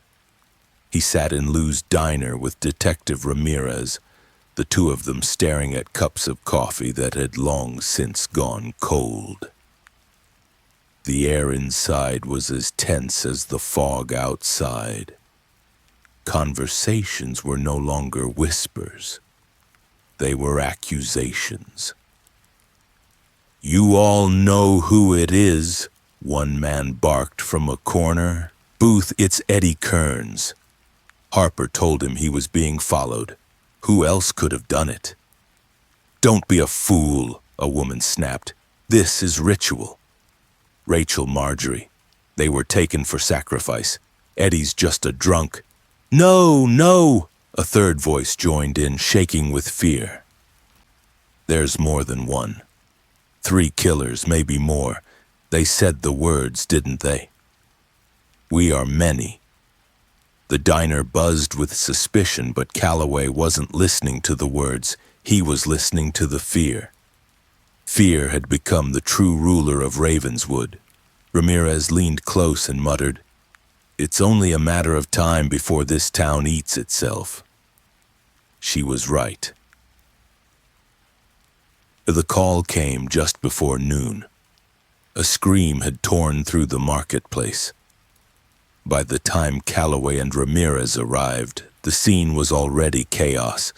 People huddled around the butcher's stall, some crying, some screaming, others staring with pale, hollow eyes. On the counter, laid out like a grotesque display of meat, was the fourth victim. Thomas Green, a 30-year-old grocer, had been pinned to the wooden counter with butcher's hooks through his hands. His body was slumped forward, his head hanging limp, but his chest bore the message that froze Calloway's blood. Carved into flesh, deep and jagged, were the words, "Your heart is next." Ramirez swore under her breath, forcing the crowd back. "Everyone step away!" "Back!" Calloway stared at the body, his jaw clenched. Each killer had left a mark. Rachel's sewn lips, Harper's clean slice, Marjorie's stolen heart, and now Green's mutilated chest, promising more to come. "This isn't murder," Calloway muttered. "This is theater." News of the marketplace killing spread faster than fire. By evening, Ravenswood was boiling. Groups gathered on street corners, some carrying bats, others clutching shotguns. Families boarded up their windows, children hidden under blankets. The whispers were gone. Now people shouted their suspicions openly. "It's the butcher," some cried. "Look at the stall. He's the one who did it." "No, it's outsiders," others argued. "Strangers coming in from the highway." "We're being hunted." The town was fracturing, splitting into camps, each one convinced it knew the truth. Calloway knew better. The truth was worse. Everyone was a suspect, and no one was safe. At the station, Calloway and Ramirez studied the autopsy report. Green had died quickly, a blade driven into his heart before the hooks were set. The message carved into his chest had been written post-mortem. Whoever had done it was deliberate, patient. "They wanted a spectacle," Ramirez said. "They wanted witnesses." "That's why they left him in the market." Calloway tapped ash into a tray, staring at the photographs. "And they wanted us to know the next victim won't survive. Not unless we stop them first. But how do you stop shadows when they multiply with every strike?" That night, another mob formed outside the abandoned church. Torches flickered again, fists pounded on the doors. Calloway and Ramirez arrived to disperse them, but the crowd was beyond reason. "They're in there!" someone shouted. "That's where it all starts!" "Burn it down!" another roared. "End this nightmare!" Calloway shouted over the chaos. "If you burn this place, you'll bury the truth with it." But the mob didn't care about truth. They cared about survival. And survival in Ravenswood now meant suspicion, rage, and violence. It was Ramirez who finally fired a shot into the air, the crack echoing through the fog. The mob scattered, but their anger hung heavy, lingering like smoke. "They're slipping," Ramirez muttered. "This town is going to explode." Calloway lit another cigarette with trembling hands. "It already has." At midnight, another envelope appeared under the station door. Inside was a single feather, identical to the one found near Rachel's body. Alongside it was a Polaroid of Green's corpse on the butcher's counter, the carved words stark and black in the photo. On the back, in red ink, "5 will fall." Calloway clenched the photo in his fist. Ravenswood wasn't just haunted by killers, it was owned by them. And the killers were counting down. The murder of Thomas Green split Ravenswood down the middle. By the second night after his death, the town was no longer recognizable. Windows were boarded up, Streets deserted, and yet mobs formed in scattered pockets, each convinced they knew who the killers were. Fear had fermented into rage, and rage was a weapon sharper than any knife. Detective James Calloway and Detective Elena Ramirez drove slowly down Main Street, their headlights cutting through the fog. They passed men with rifles on porches, women gripping kitchen knives as though they were lifelines, and children peeking wide-eyed from behind curtains. The marketplace killing had been too public, too theatrical. Now everyone knew the killers weren't hiding, they were performing.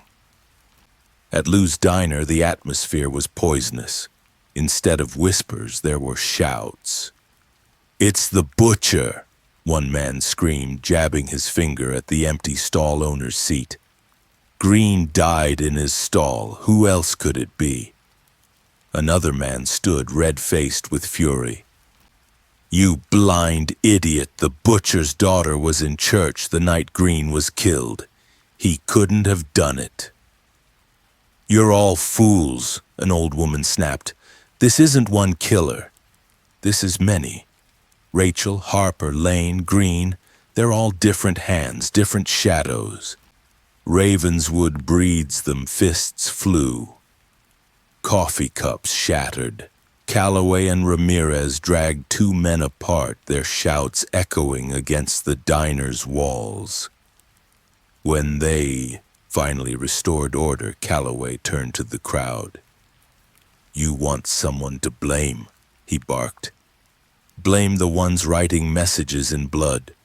Blame the cowards who say we are many. Blame the darkness that owns this town. But don't tear each other apart, or you'll be doing their work for them." The silence that followed was brittle, ready to break again. Calloway knew his words hadn't fixed anything. They had only postponed the collapse.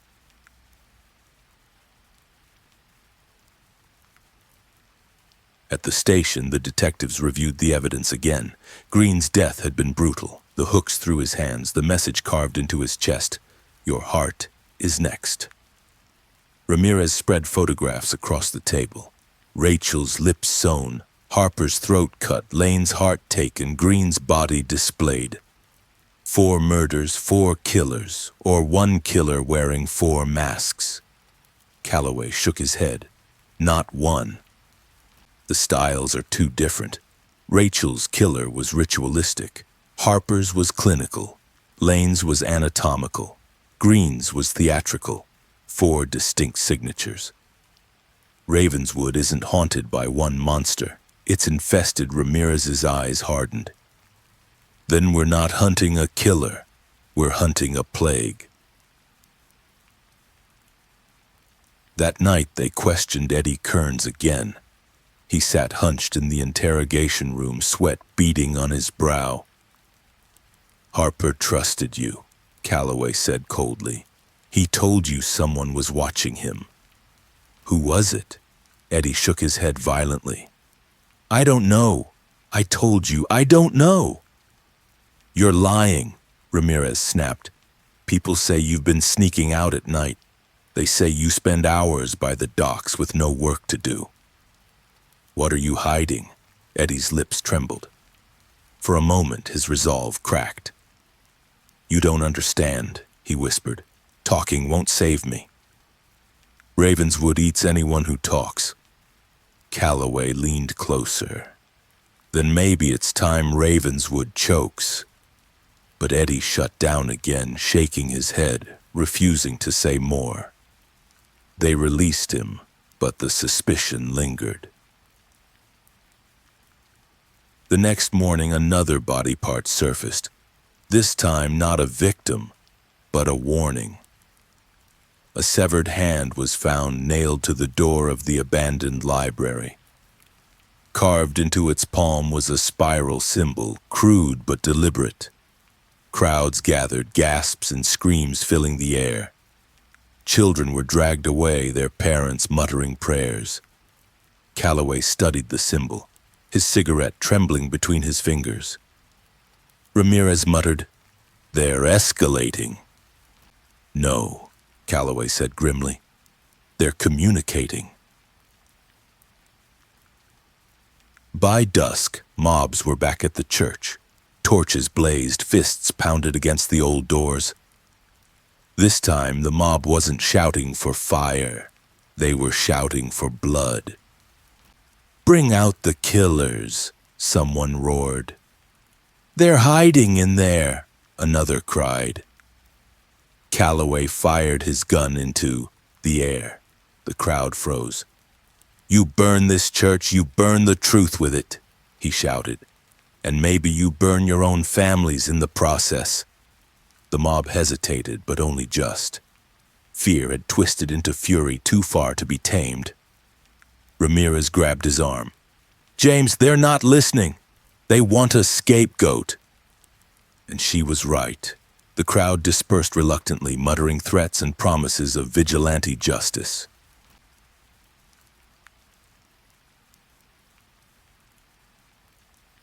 That night, Calloway and Ramirez searched the church themselves. Inside, they found fresh offerings. A dead crow laid on the altar, its wings spread, its eyes stitched shut.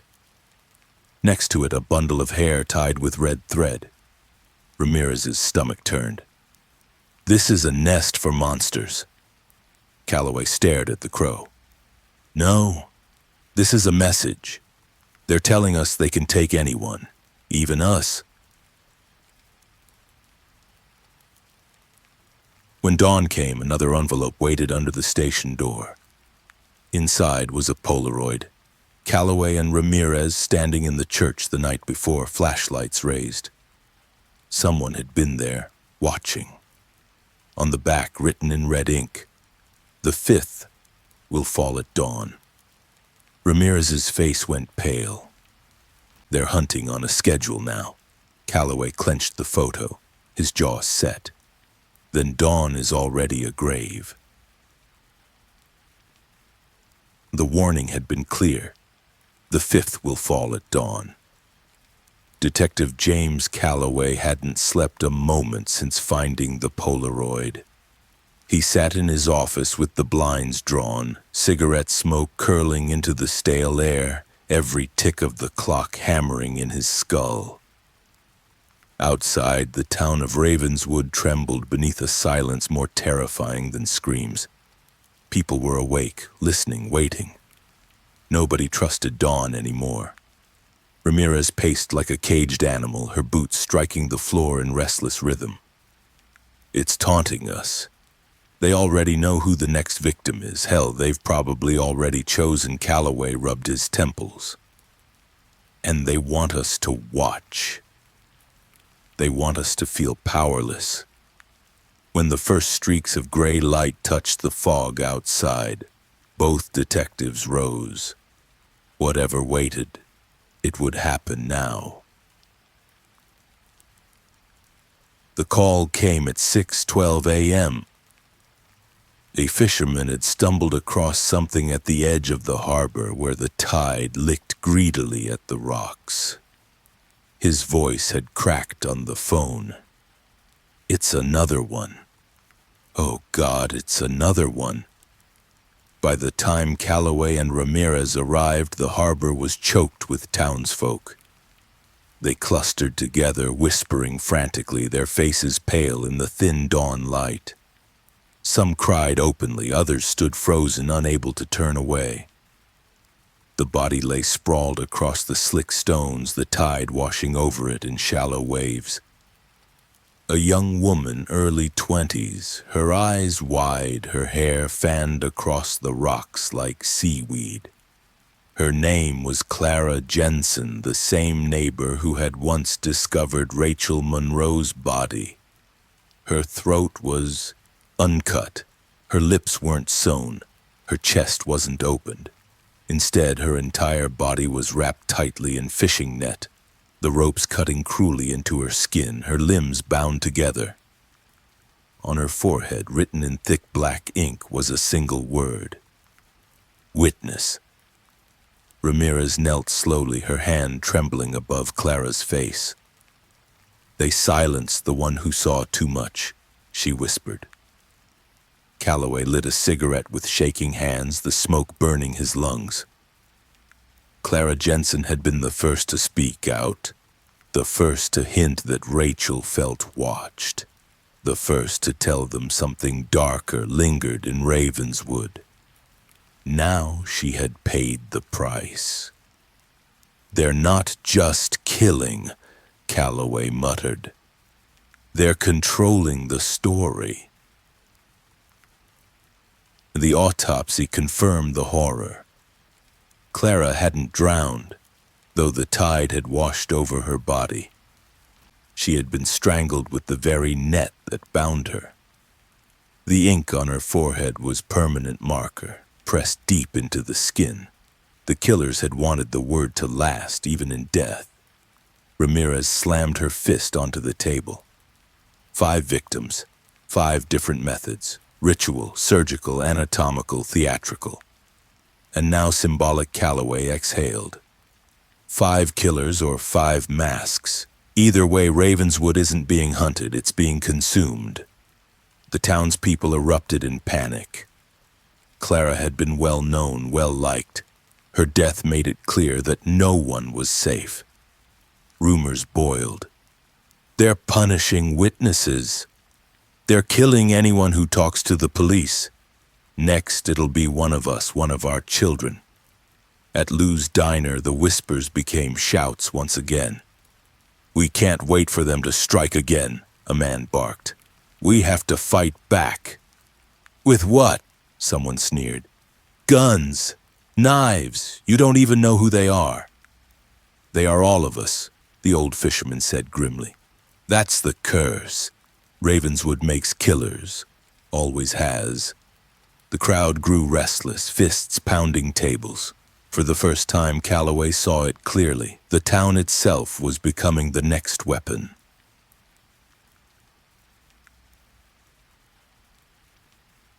That night, another mob gathered outside the church. This time, they didn't bring torches. They brought rope. A young man had been accused of strange behavior, of being too close to Marjorie Lane before her death. The mob dragged him by the arms, screaming he was the butcher, the ritualist, the witness slayer. Calloway and Ramirez arrived to find the crowd circling, chanting, "Kill him! Kill him!"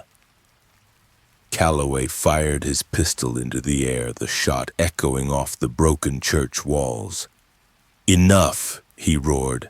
"You're becoming the murderers you claim to fear." The crowd hesitated, rage trembling just beneath the surface.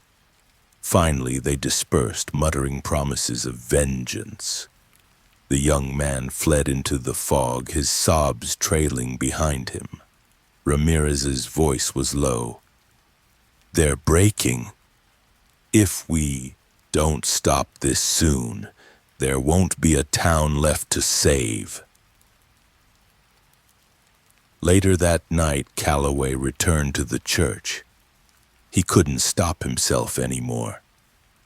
Something always pulled him back here, as if the church itself was the throat of Ravenswood, and every scream, every secret, every killing poured from it. Inside, he found fresh offerings again. A lock of Clara Jensen's hair tied with twine, her photograph pinned to the altar. Around it, the word witness scrawled again and again in black ink. Calloway's chest tightened. "They're documenting their story," he whispered into the empty air. "They're turning Ravenswood into a true crime story they can control." And for the first time, he felt something close to despair. At dawn, another envelope appeared under the station door. Inside was a Polaroid of Clara's corpse, bound in the net, the word witness glaring from her forehead. On the back, written in red ink, "The 6th will fall beneath the bell." Ramirez stared at the words, her hands trembling. The bell. They mean the church bell. Calloway's eyes went to the window, to the looming shadow of the abandoned church. The bell tower was cracked, its bell long silent. But Ravenswood's killers wanted it to ring again, this time with blood. He clenched his cigarette between his teeth, his voice a low growl. Then the real horror hasn't even begun. The fog thickened that evening, wrapping the town in suffocating gray. Somewhere within it, killers walked freely, smiling like neighbors, speaking like friends. Calloway knew it now with certainty. Ravenswood wasn't cursed. Ravenswood was chosen. And dawn would bring more bodies. The silence would end, not with truth, but with blood.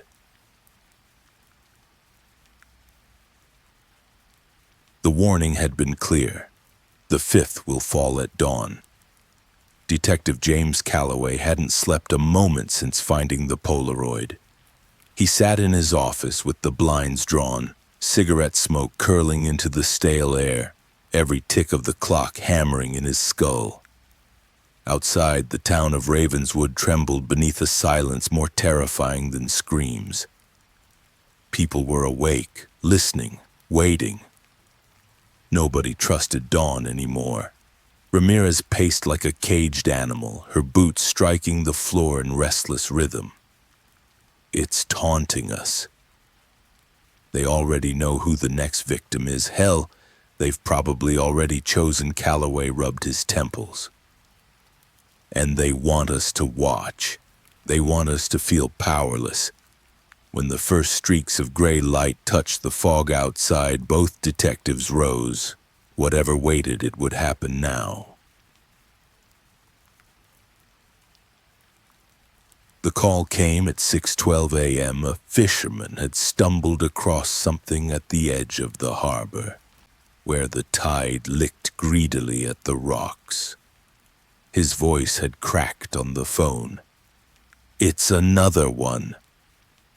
Oh God, it's another one. By the time Calloway and Ramirez arrived, the harbor was choked with townsfolk. They clustered together, whispering frantically, their faces pale in the thin dawn light.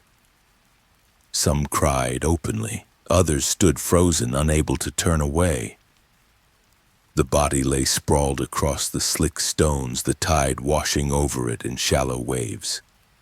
A young woman, early 20s, her eyes wide, her hair fanned across the rocks like seaweed.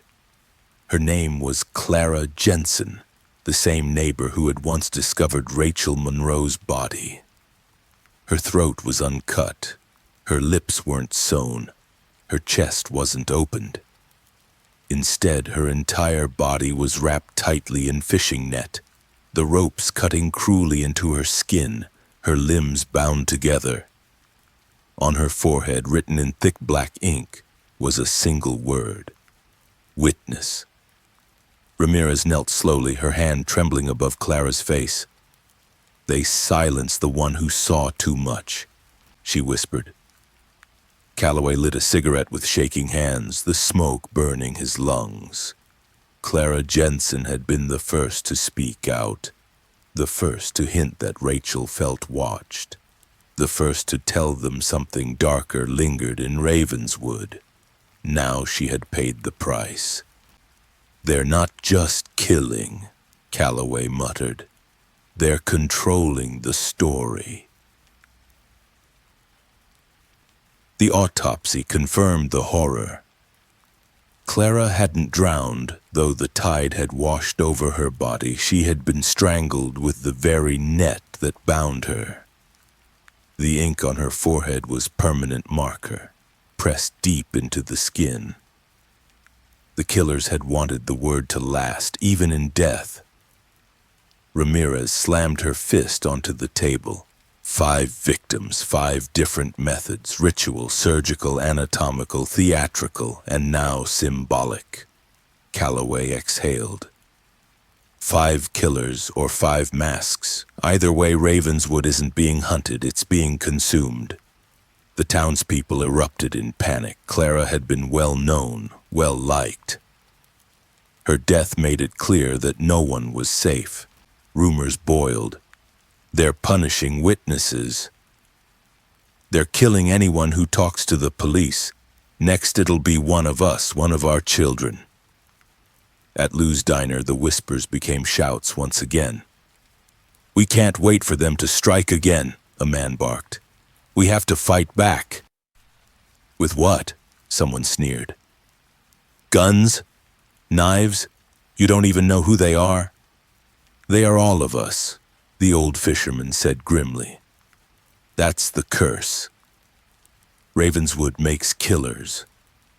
Always has. The crowd grew restless, fists pounding tables. For the first time, Calloway saw it clearly. The town itself was becoming the next weapon. That night, another mob gathered outside the church. This time, they didn't bring torches. They brought rope. A young man had been accused of strange behavior, of being too close to Marjorie Lane before her death. The mob dragged him by the arms, screaming he was the butcher, the ritualist, the witness slayer. Calloway and Ramirez arrived to find the crowd circling, chanting, "Kill him! Kill him!" Calloway fired his pistol into the air, the shot echoing off the broken church walls. "Enough!" he roared. "You're becoming the murderers you claim to fear." The crowd hesitated, rage trembling just beneath the surface. Finally, they dispersed, muttering promises of vengeance. The young man fled into the fog, his sobs trailing behind him. Ramirez's voice was low. "They're breaking. If we don't stop this soon, there won't be a town left to save." Later that night, Calloway returned to the church. He couldn't stop himself anymore. Something always pulled him back here, as if the church itself was the throat of Ravenswood and every scream, every secret, every killing poured from it. Inside, he found fresh offerings again. A lock of Clara Jensen's hair tied with twine, her photograph pinned to the altar. Around it, the word witness scrawled again and again in black ink. Calloway's chest tightened. "They're documenting their story," he whispered into the empty air. "They're turning Ravenswood into a true crime story they can control." And for the first time, he felt something close to despair. At dawn, another envelope appeared under the station door. Inside was a Polaroid of Clara's corpse, bound in the net, the word witness glaring from her forehead. On the back, written in red ink, "The 6th will fall beneath the bell." Ramirez stared at the words, her hands trembling. "The bell? They mean the church bell." Calloway's eyes went to the window, to the looming shadow of the abandoned church. The bell tower was cracked, its bell long silent.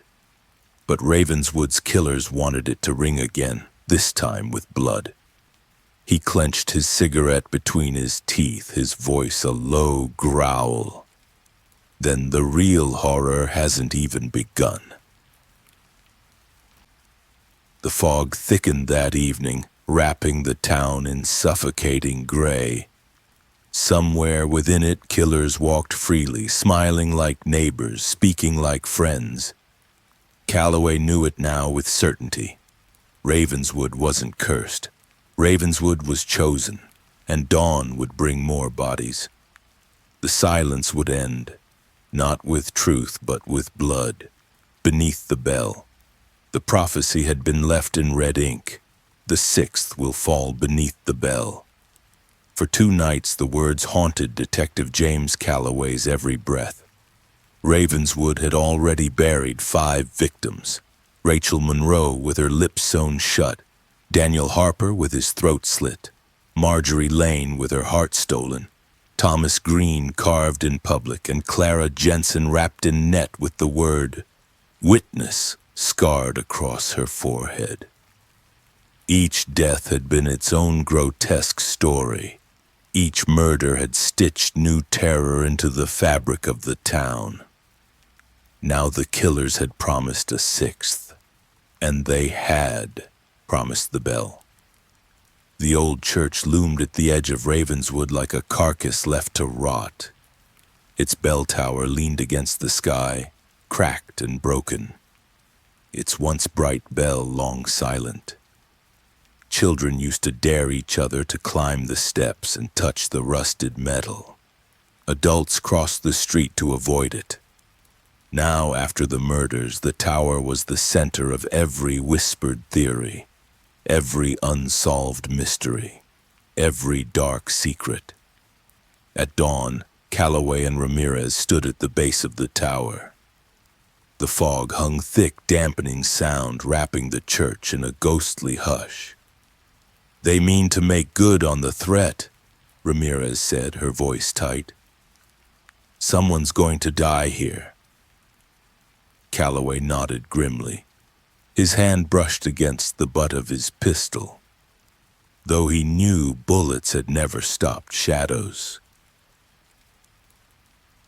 The first scream came just after sunrise. It echoed down from the tower, sharp and ragged, then cut off into silence.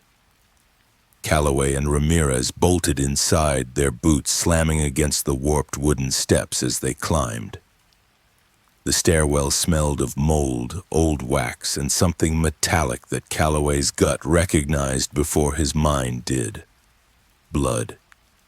At the top, the bell loomed above them, a massive rusted relic suspended by fraying ropes. Beneath it lay the sixth victim. Pastor Elijah Cole, the only remaining minister in Ravenswood, was bound to the support beams. His arms were stretched wide, ropes biting into his wrists. His mouth had been filled with candle wax, sealing any last prayers behind pale silence. Blood streaked his cassock, dripping onto the floorboards in rivulets. But the final cruelty was above him. The bell's clapper had been replaced with a sharpened steel rod, driven through his chest like a stake. With every sway of the bell, the wound widened, tearing him apart slowly, deliberately, rhythmically. The townspeople had gathered outside by then, drawn by the scream. As Calloway and Ramirez looked down from the tower window, they saw faces staring up, pale, horrified, transfixed. Ravenswood was watching its own execution. "This isn't murder," Ramirez whispered. "It's ritual theater." Calloway's jaw clenched. "No, it's a sermon." The autopsy later confirmed what they already knew. Pastor Cole had been alive when the bell began to swing. His chest cavity told the story of a slow death stretched into minutes, every strike deliberate, every moment designed for suffering. "They silenced the pastor," Ramirez muttered, pacing the station. "The one man left preaching faith, preaching order. They chose him because he represented hope." Calloway nodded. "They're not just killing people. They're dismantling Ravenswood piece by piece. The librarian, the dock worker, the teacher, the grocer, the witness, the pastor. Each victim means something. Each is a symbol. And the bell," Ramirez added. "It wasn't random. It was chosen because the whole town could hear it outside. Ravenswood burned with paranoia." The bell had rung again, not with faith, but with blood. And now the town was convinced the killers would not stop until every institution, every leader, every ordinary soul was dragged into the grave. That evening, the townsfolk gathered in the square. No one trusted the detectives anymore. To them, Calloway and Ramirez were outsiders, strangers who had brought more death with every day they stayed. "You promised to stop this," a woman shouted, her voice raw. "And still they kill." "They'll kill us all," another man cried, waving a rifle in the air. "Unless we take justice ourselves." The square erupted into chaos. Shouts, threats, fists raised. Calloway fired his gun into the sky, the cracks splitting the night. "You think vigilante justice will save you?"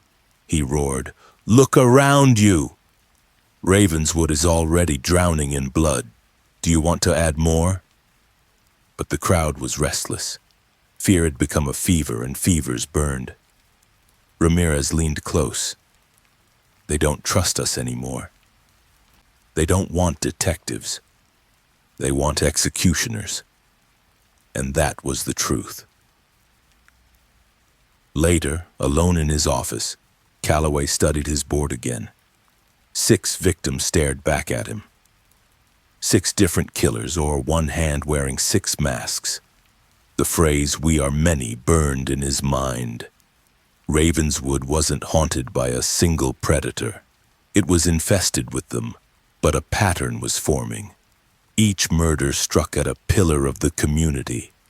Rachel had been the keeper of stories, Harper the worker of the sea, Marjorie the teacher of children, Green the provider of food, Clara the voice of truth, Pastor Cole the shepherd of faith. Whoever was orchestrating this, or whatever force had loosed these killers, was dismantling Ravenswood one symbol at a time. Calloway lit another cigarette, his hands shaking as he scribbled notes. Stories, work, knowledge, sustenance, witness, faith. "What comes next?" he muttered to the smoke. At midnight, the answer arrived. Another envelope shoved under the station door. Inside was a photograph of the bell tower, the pastor's body still hanging. Across the bottom, scrawled in thick red ink, were the words, "7 will fall in fire." Ramirez's face blanched as she read it. Fire. God help us. They're going to burn someone alive. Calloway crushed the cigarette into the tray, the ember flaring one last time before it died. His voice was low, a growl against the silence. Ravenswood's killers don't just want blood. They want ashes. And outside, the fog thickened, wrapping the town in gray suffocation, as though the sea itself was trying to swallow Ravenswood whole. The bell tower killing shattered whatever fragments of order remained in Ravenswood. Pastor Elijah Cole's body swaying beneath the cracked bell was more than murder. It was a sermon written in blood and metal. The people had heard the bell toll again, not as a call to worship, but as a dirge announcing that Ravenswood belonged to killers now. By morning, the marketplace was a battlefield of words and fists. Men shouted across stalls, women clutched children to their chests, and weapons, shotguns, axes, even kitchen knives were openly carried. Every glance was suspicion. Every silence was guilt. Detective James Calloway and Detective Elena Ramirez moved through the chaos, their badges meaningless in a town that had abandoned law. They had barely stepped into Lou's diner before a fight broke out between 2 men, one accusing the other of attending secret meetings at the church. Plates shattered, fists slammed, and the waitress screamed until Calloway fired his pistol into the ceiling. "Sit down," he roared. His voice shook with fury, but the fury wasn't aimed at the men.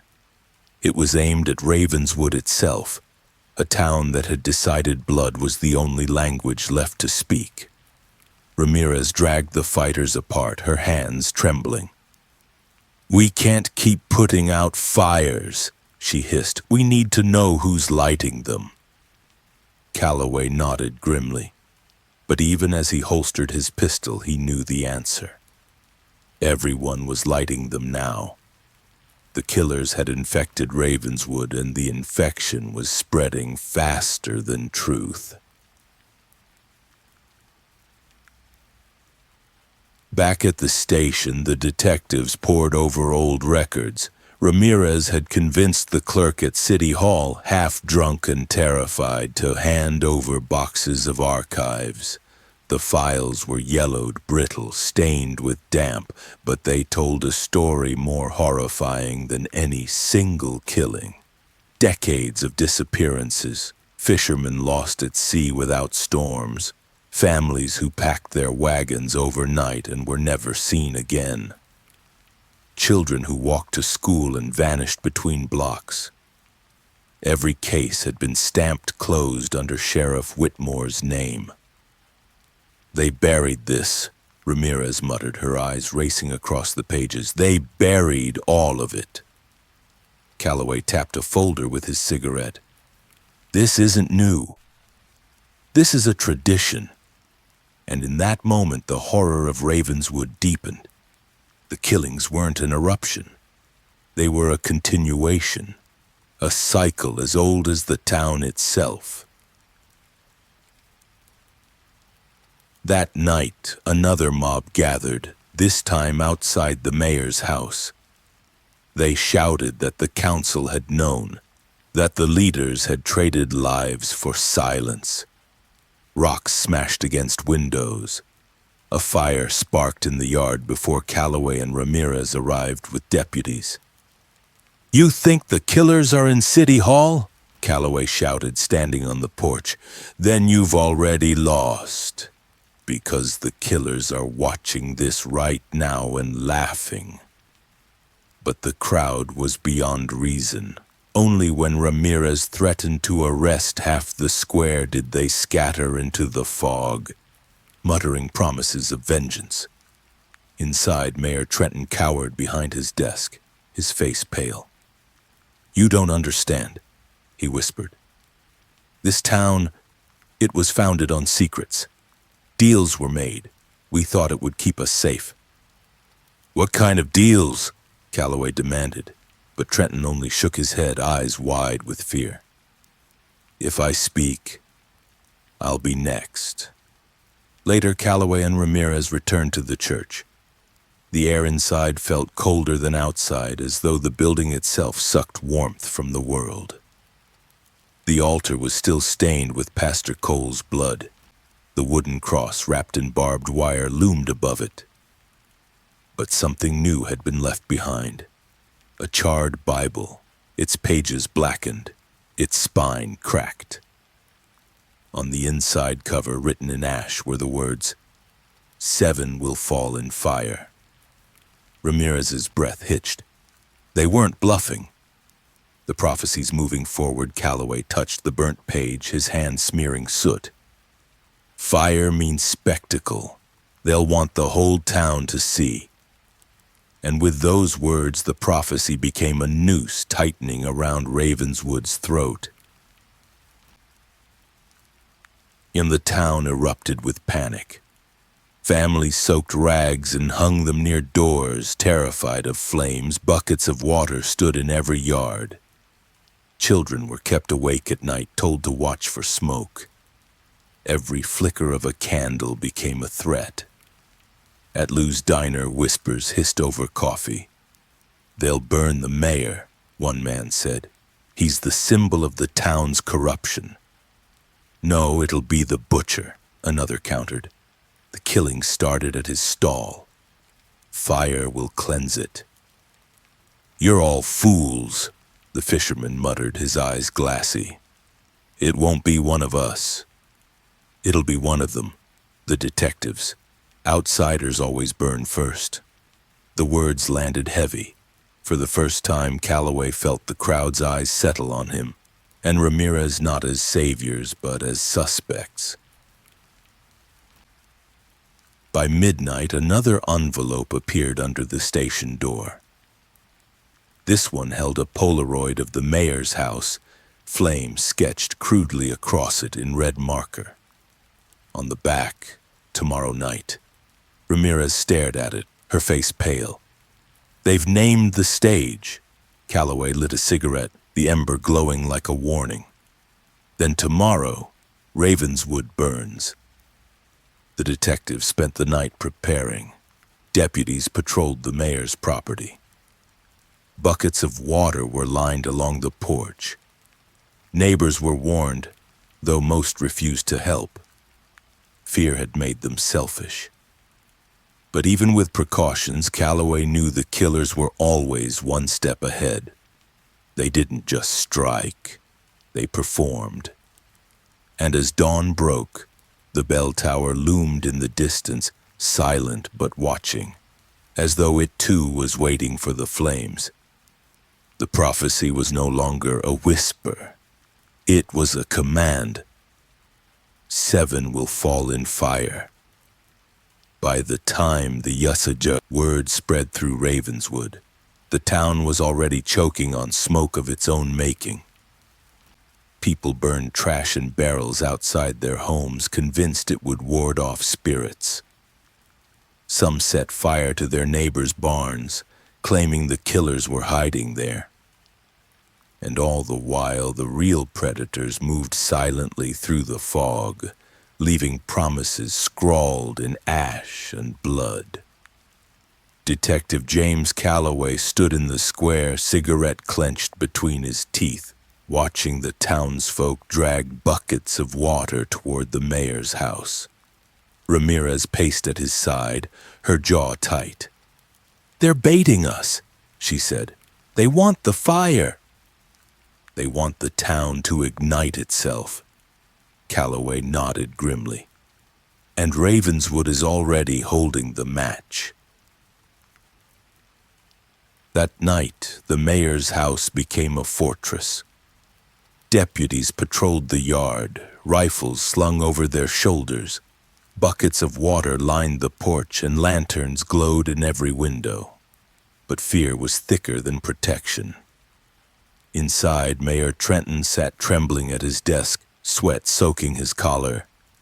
"You don't understand," he whispered again, his voice cracking. "It was always part of the deal. Fire cleanses, fire renews. That's how Ravenswood survives." Calloway slammed his fist onto the desk. "What deal? Who made it?" Trenton's eyes darted toward the window as if shadows listened from the yard. "You think these are killers? Number. They're inheritors. This town promised blood long before you arrived."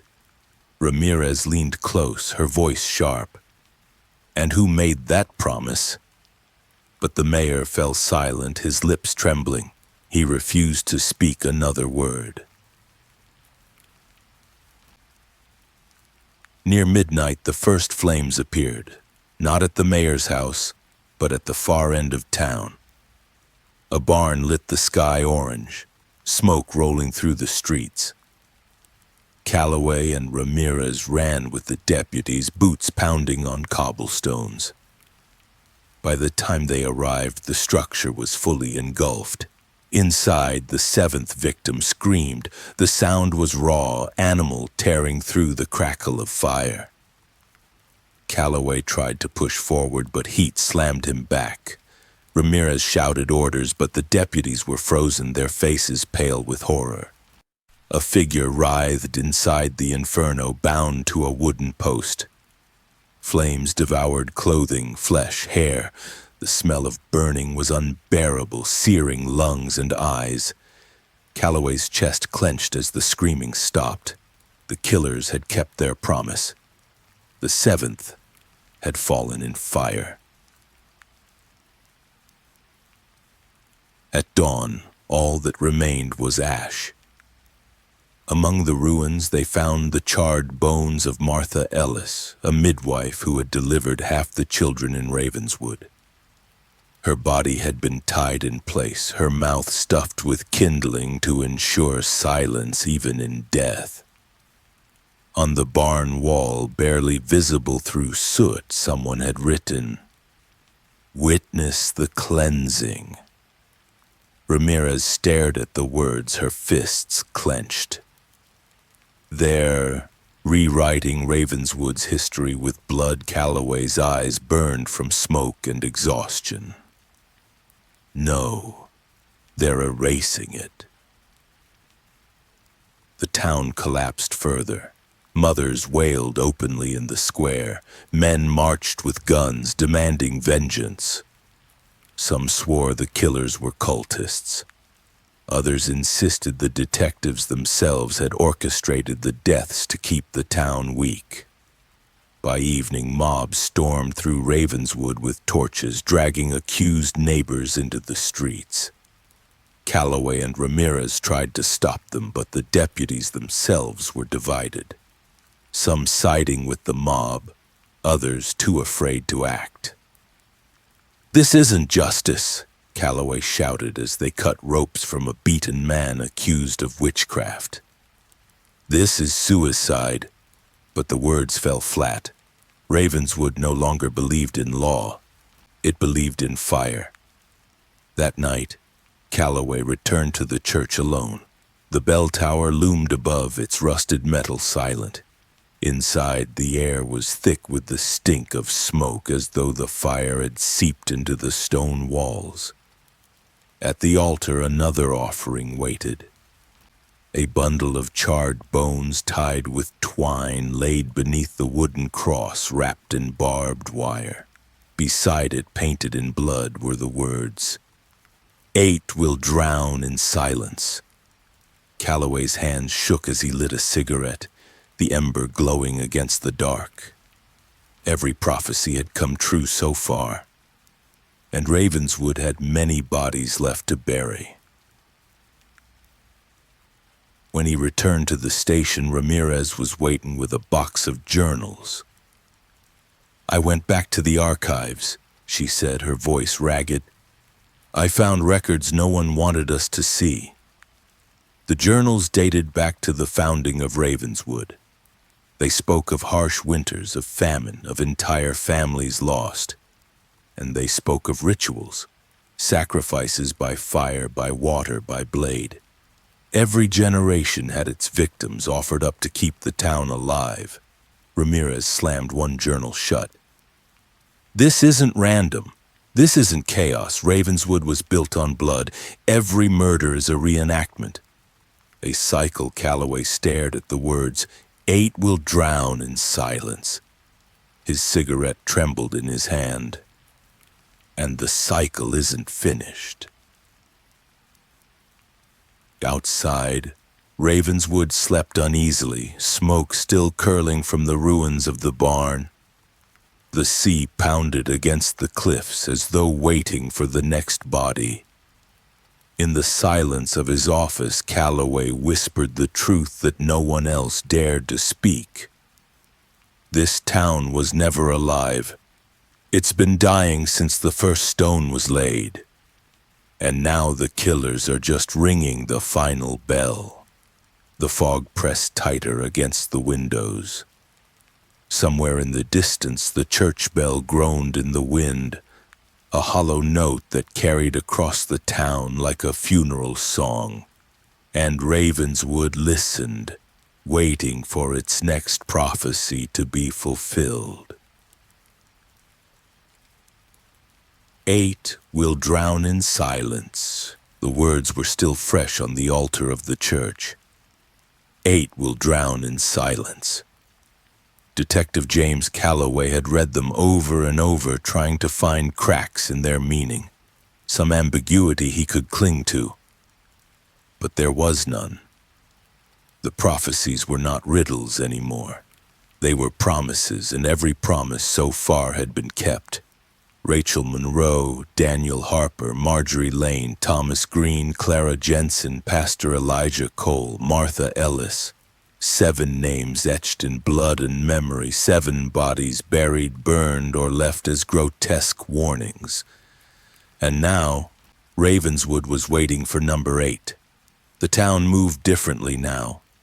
Streets were not walked but crept upon. Doors were not opened but cracked. Conversations were not spoken but whispered. Families who had survived so far clung to one another with the hollow eyes of prey animals who knew the predator was still hungry. Calloway stood at the harbor in the thin gray of dawn, the sea black as oil beneath the fog. He lit his first cigarette of the day, though he had never really stopped smoking from the night before. The salt air mixed with tobacco and something more metallic, something he almost convinced himself was in his imagination. Ramirez joined him, her coat buttoned to the throat, her face pale. "It's going to be water," she said flatly. He nodded. "The question is how." "The question is who." "Silence," she whispered. "It means more than drowning. It means they want the voice gone. Whoever dies next, it'll be someone whose words mattered. Someone they want erased Calloway, flicked ash into the sea. Then we already know we can't stop it. We can only watch it happen." The prophecy hung over the town like a storm cloud. At Lou's diner, the once loud crowd had fallen into silence. People barely touched their coffee, eyes darting at the door as if the killers would walk in any second. Rumors still buzzed, but even the rumors sounded strangled. "They'll take another librarian," someone muttered. "No," another countered. "It'll be a fisherman. The sea demands one of its own. Or the detectives," a third hissed. "They're outsiders. Outsiders drown first." The words clung to Calloway like wet cloth. Outsider. He had heard it before, but never with such venom. For the first time, he realized Ravenswood no longer saw him as protector.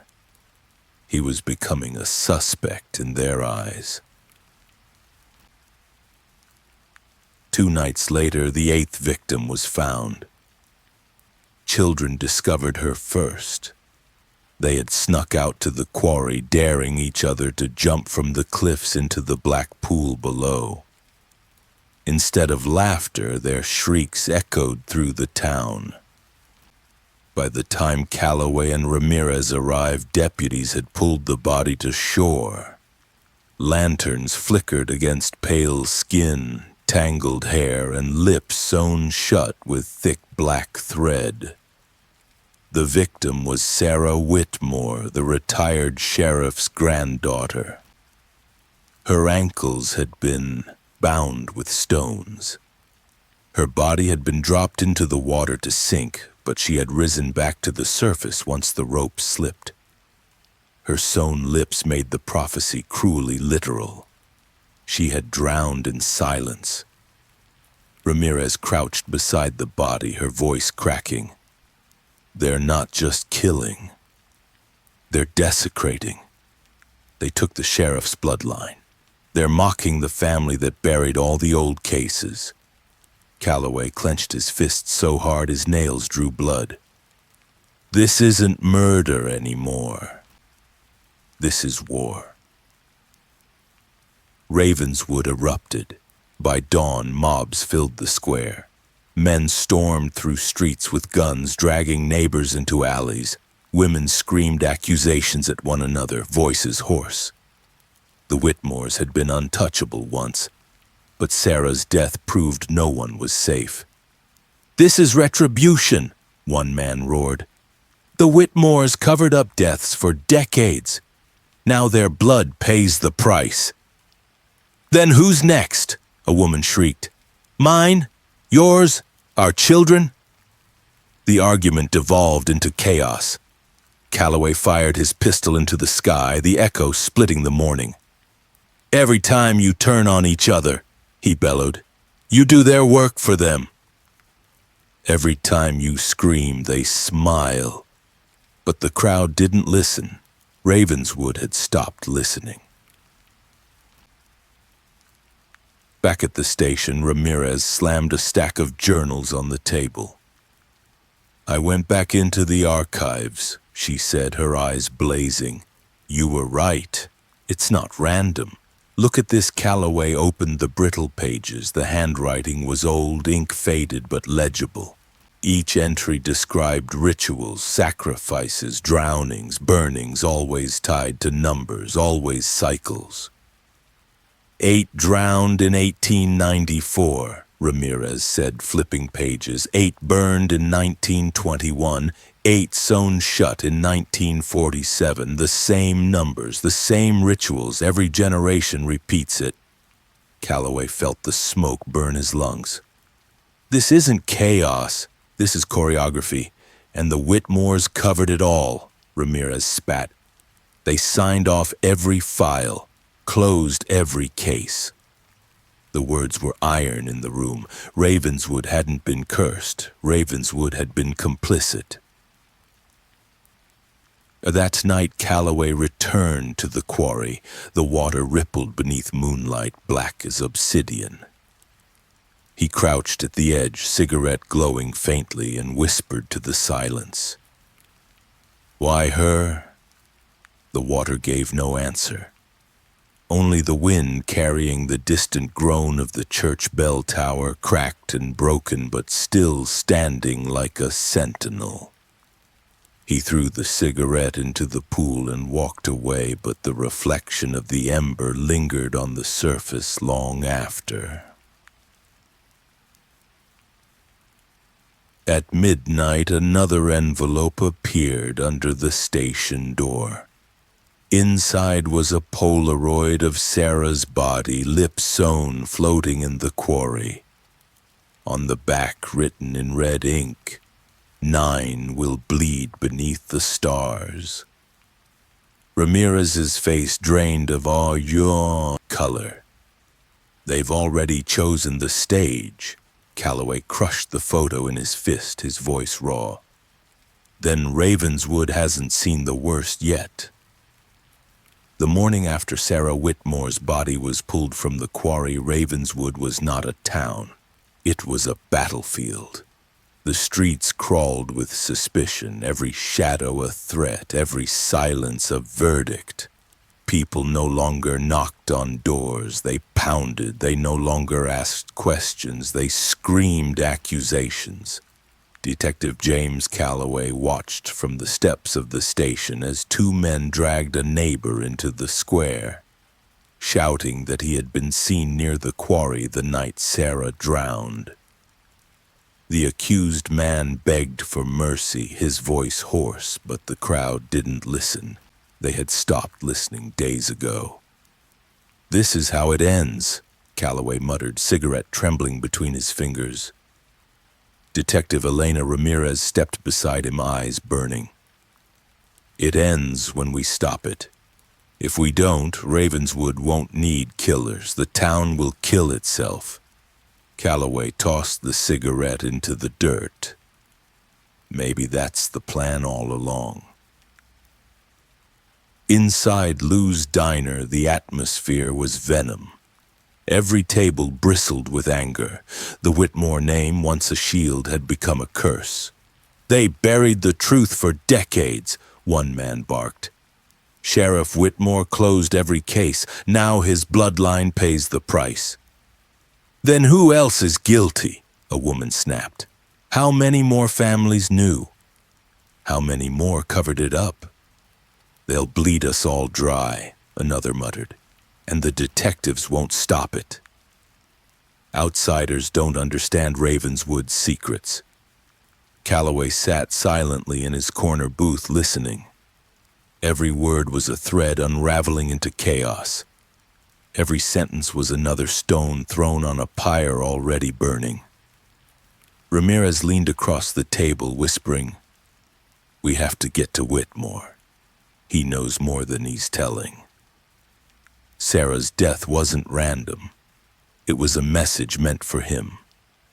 Calloway nodded. "Then let's drag the truth out before the mob does it for us." Sheriff Whitmore's farmhouse sat on the outskirts of town, its shutters closed tight, its yard overgrown. When the detectives arrived, the old man was waiting on the porch with a shotgun laid across his knees. His face was gray, his eyes hollow. "You think I don't know what they've done?" he rasped. "You think I don't know why my granddaughter's dead?" Calloway didn't flinch. "Then tell us." "Why her?" Whitmore's lips trembled. Because I signed the papers. Every case, every missing girl, every drowned boy. I buried them in ink while the ground buried their bones. And now Ravenswood's debt has come due. Ramirez's voice cracked. Who asked you to bury them? Whitmore looked past them into the fog. The council, the founders, men who believed the town would thrive if sacrifices were made. They said silence was safety. And I believed them. God forgive me, I believed them. Calloway's fists clenched. Silence is what killed Sarah. And silence will kill more unless we break it. Whitmore's shotgun rattled in his trembling hands. Break it if you can. But know this, the killers aren't outsiders. They are Ravenswood. Always have been. That night, Calloway and Ramirez returned to the station with boxes of records. Whitmore reluctantly surrendered. Inside were ledgers older than the town itself. Names, dates, methods, fires, drownings, stabbings. Numbers repeated like scripture. 8, 9, 12. Each cycle closed, each sacrifice marked. Ramirez flipped through brittle pages, her fingers smudged with soot. It's ritual. Every few decades, the cycle restarts. The town offers blood and the town survives. At least, that's what they believed. Calloway scanned the entries, his cigarette ash falling onto the paper. It's not belief, it's law. A law written in blood, enforced by silence. And in that moment, he knew the prophecy would continue until someone shattered the cycle. At midnight, another envelope appeared beneath the station door. Inside was a Polaroid of Sarah Whitmore, her body bound and lips sewn, floating in the quarry. Across the bottom, scrawled in red ink, 9 will bleed beneath the stars. Ramirez's voice trembled. Beneath the stars. They're planning it outside. Open ground, public. They want the town to watch again. Calloway crushed the photo in his hand. Then Ravenswood's nightmare isn't water anymore. It's blood. The prophecy spread like wildfire. By dawn, the words were on every lip. Mothers wept openly, fathers sharpened knives, children hid under floorboards. The town square filled with people staring at the sky as if stars might spell their doom. In Lou's diner, the whispers became frantic. They'll take another Whitmore, one man insisted. No, they'll take the detectives. Outsiders bleed first. Maybe it's all of us. Maybe they'll bleed us together. The crowd dissolved into shouts. Coffee spilled, fists slammed, chairs toppled. Calloway stood and roared over the chaos. Every prophecy so far has come true, but hear me now. Prophecy isn't fate, it's a plan. And plans can be broken. The words silenced them, if only briefly. But Calloway knew silence was fragile. Ravenswood's faith in blood was stronger than faith in reason. That night, he and Ramirez returned to the church. The bell tower loomed like a broken tooth against the stars. Inside, the altar was smeared with fresh blood. On the wall above it, painted in wide strokes, were the words, "We are many." At the base of the altar lay another offering, a jar filled with fresh blood, still warm. Ramirez's stomach twisted. They're preparing. 9 will bleed, and they want us to know it's already begun. Calloway lit another cigarette, the flame trembling. Then we don't have time. The stars are waiting. The night air outside was heavy, pressing on Ravenswood like a lid on a coffin. People stood in their yards, staring upward, eyes fixed on the sky. The stars had never looked so bright, so sharp, so close. And in that silence, Calloway felt it. The town itself was waiting, not for rescue, not for redemption, but for the next scream. The words were written in blood across the back wall of the church. 9 will bleed beneath the stars. Detective James Calloway stared at them until his eyes blurred. He wanted the letters to dissolve, to break apart into something meaningless, but they never did.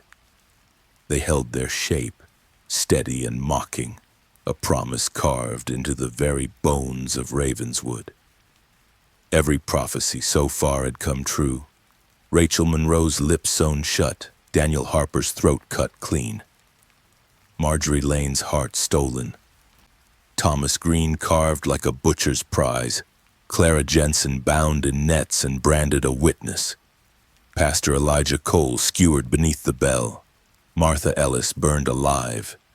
Sarah Whitmore drowned in silence. 8 victims, 8 stages, 8 signatures of horror. And now, the 9th. The town knew it. The killers knew it. And worst of all, Calloway knew it. He had seen the rhythm, the cycle, the precision. Whoever these predators were, they weren't improvising. They were following a script older than the town itself. Ramirez stepped beside him, her voice low and sharp. They're not warning us anymore. They're announcing the next act. Calloway lit a cigarette, the ember glowing in the stale air of the church. Then the stars are about to watch Ravenswood bleed. By dusk, the town was already gathering in the square. Fear had turned to ritual. Men carried lanterns, women clutched rosaries, children hid behind their parents' legs. Everyone's eyes tilted upward toward the blackening sky. The killers had promised blood beneath the stars, and now the whole town was waiting for it. Calloway moved through the crowd, his coat brushing against shoulders, his badge glinting dully in the lantern light. The people barely looked at him anymore. To them, he was not protector, not savior. He was another shadow in a town that had been swallowed by them. Ramirez walked at his side, scanning the crowd. They're here, she whispered. I can feel it. They're in the mob, watching, waiting for the cue. Calloway's jaw tightened. Then we watch too. The prophecy struck just before midnight. A scream tore through the square, silencing the murmurs instantly. All eyes turned toward the old bandstand at the center of town. There, under the open sky, was the 9th. Victim Eleanor Price, the town's only surviving midwife after Martha Ellis's death, had been chained to the wooden posts of the bandstand. Her wrists bled where iron bit deep into her skin. Her dress was soaked in blood, though the wound was not on her chest or throat, it was in her arms. Long vertical cuts had been carved from wrist to elbow, the kind that bled slow but steady, draining life drop by drop. Above her head, painted on the bandstand in wide red strokes, were the words, "Beneath the stars." The killers had kept their promise. The crowd gasped, some weeping, others frozen.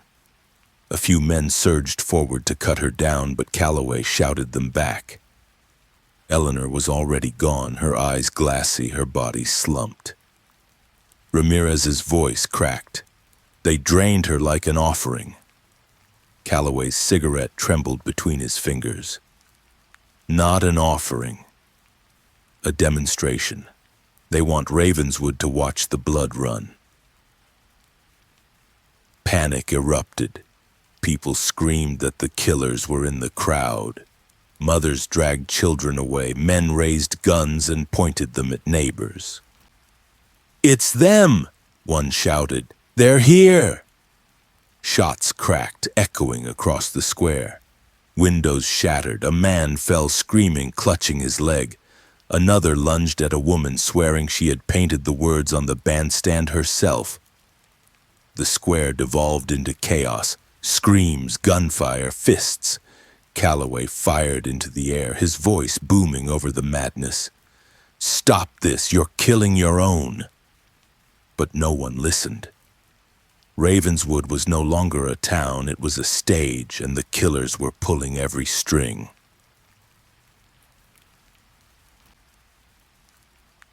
Hours later, when the crowd had scattered and the square was littered with broken glass and blood, Calloway and Ramirez stood over Eleanor Price's body. Ramirez's face was pale. "That's 9. Calloway exhaled smoke into the night sky. 9 beneath the stars. And there will be 10, 11, 12, until Ravenswood has nothing left but bodies. Back at the station, the detectives combed through Whitmore's journals again. Ramirez's fingers shook as she turned the brittle pages. "Look at this," she whispered. "Cycles of 12. Every 30 years, 12 victims, 12 sacrifices, fire, water, silence, blood." Always 12, Calloway stared at the pages, his cigarette burning to ash. "We've seen 9. That leaves 3 more before the cycle is complete." "And then what?" Ramirez asked, her voice raw. "What happens when the cycle closes?" Calloway didn't answer. He didn't have one. At dawn, another envelope appeared beneath the station door. Inside was a Polaroid of Eleanor Price, chained to the bandstand, her arms carved open. On the back, scrawled in red ink, 10 will hang where the children once sang. Ramirez's voice trembled. "The school." Calloway crushed, the photo in his hand, his eyes hard. "Then Ravenswood hasn't even seen its darkest night." The town awoke to the new prophecy like a man wakes to find fire at his door. Parents barricaded schools. Children were hidden in basements. Teachers wept, knowing the killers had chosen the place meant for innocence. At Lou's diner, whispers hissed like steam. "They'll hang the mayor," one voice said. "No, it'll be the detectives. Outsiders first. Or maybe all the children." All at once, every rumor was a knife, every suspicion a wound, and Ravenswood bled without a blade. Calloway sat in his office, cigarette smoke curling around him. He stared at the board covered in photographs. Rachel, Harper, Marjorie, Green, Clara, Elijah Cole, Martha, Sarah, Eleanor. 9 faces, 9 signatures of horror. Ramirez stepped in, her hands full of maps and ledgers. "Every murder has been public," she said. "Every stage chosen so the town could watch. They're not hiding in shadows. They're building a legend, a story, a true crime story that will outlive every one of us." Calloway's jaw clenched. "Then the story ends when we stop reading it." But even as he said the words, he knew they were hollow. Ravenswood's killers weren't just murderers, they were authors writing in flesh and blood. And the town itself had become their book. But that night the square was silent. People no longer gathered in mobs. They huddled in their homes, staring at their doors, waiting for the next prophecy to bleed into reality. Calloway and Ramirez patrolled the streets, their flashlights cutting through fog. Every shadow looked like a figure. Every sound was a scream waiting to happen. Near the schoolyard, Calloway paused. The swings creaked in the wind, empty but moving, as though children still played there. The bell above the schoolhouse groaned faintly, a sound like a throat clearing before a scream. Ramirez's whisper was thin. They're preparing. Calloway lit his last cigarette. Then so are we. And in the silence of Ravenswood, the killers smiled, knowing the story was far from over. 10 will hang where the children once sang. The prophecy came like a nail driven into the coffin of Ravenswood. 10 will hang where the children once sang.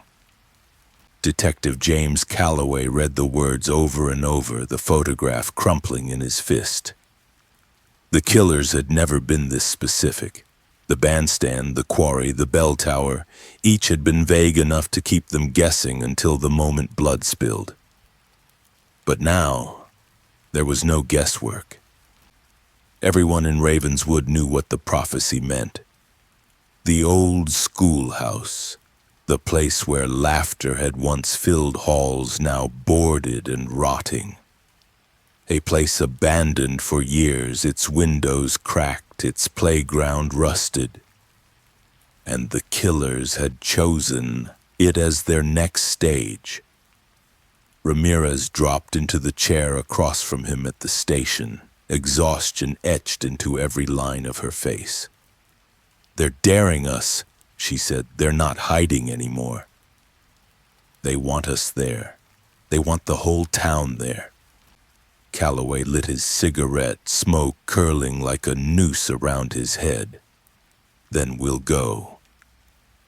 We'll go and we'll watch because that's what they want.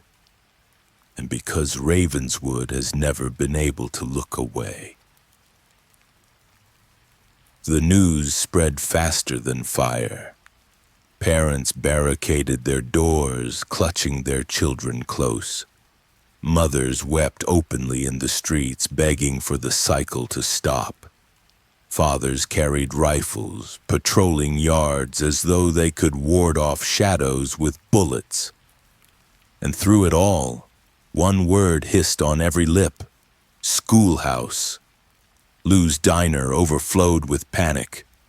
"They'll take our kids," one woman shrieked. "That's what the prophecy means." "No," a man countered. "They'll take a teacher." Someone who once sang with the children. "That's who will hang, you fools," muttered the old fisherman, voice brittle as driftwood. "It'll be one of the detectives. Outsiders don't belong here. Outsiders always pay." First eyes shifted toward Calloway and Ramirez, who sat in the corner booth silent. For the first time, Calloway felt the town's suspicion turn sharp. Not whispered, but visible, a blade unsheathed. He dragged on his cigarette, exhaling smoke like defiance. Ramirez leaned close. "We're losing them, James." "We've already lost them." Calloway's eyes never left the crowd. "We never had them. Ravenswood belongs to its ghosts."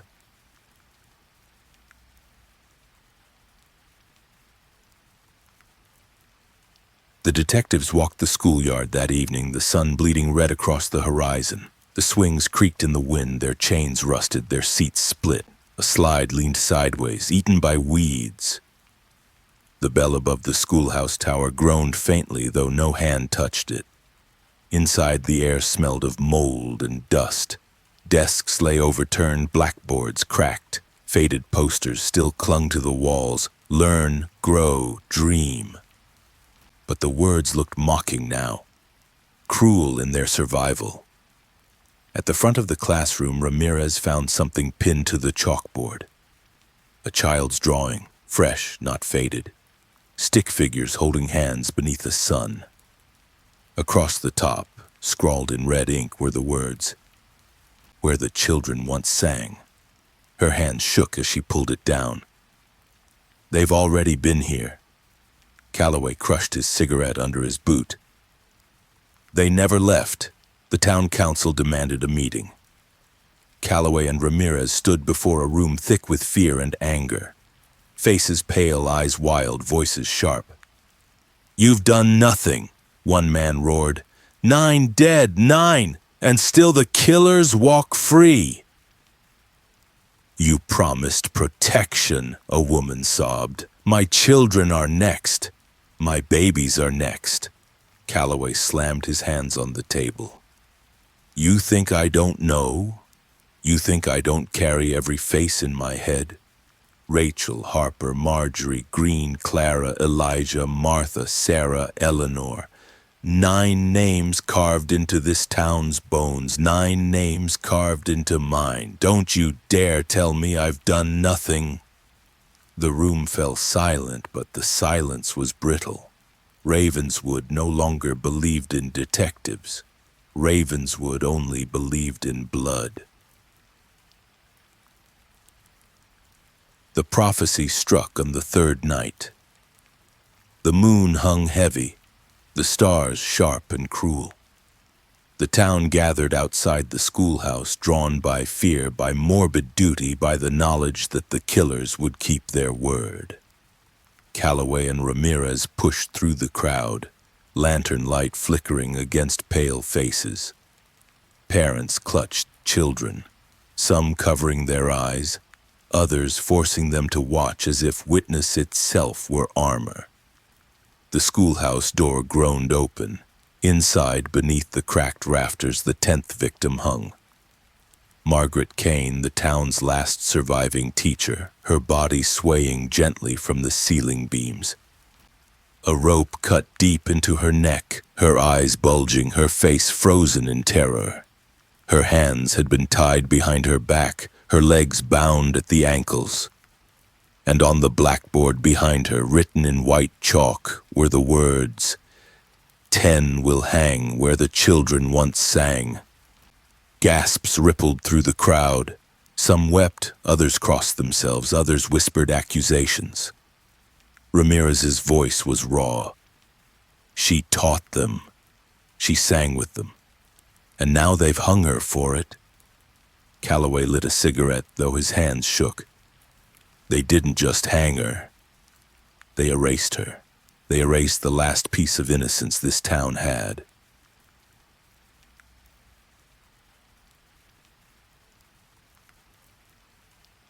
Panic erupted outside. Some screamed that the killers were in the crowd. Others shouted that the detectives had staged it. A man fired his rifle into the air, claiming he saw shadows moving among the trees.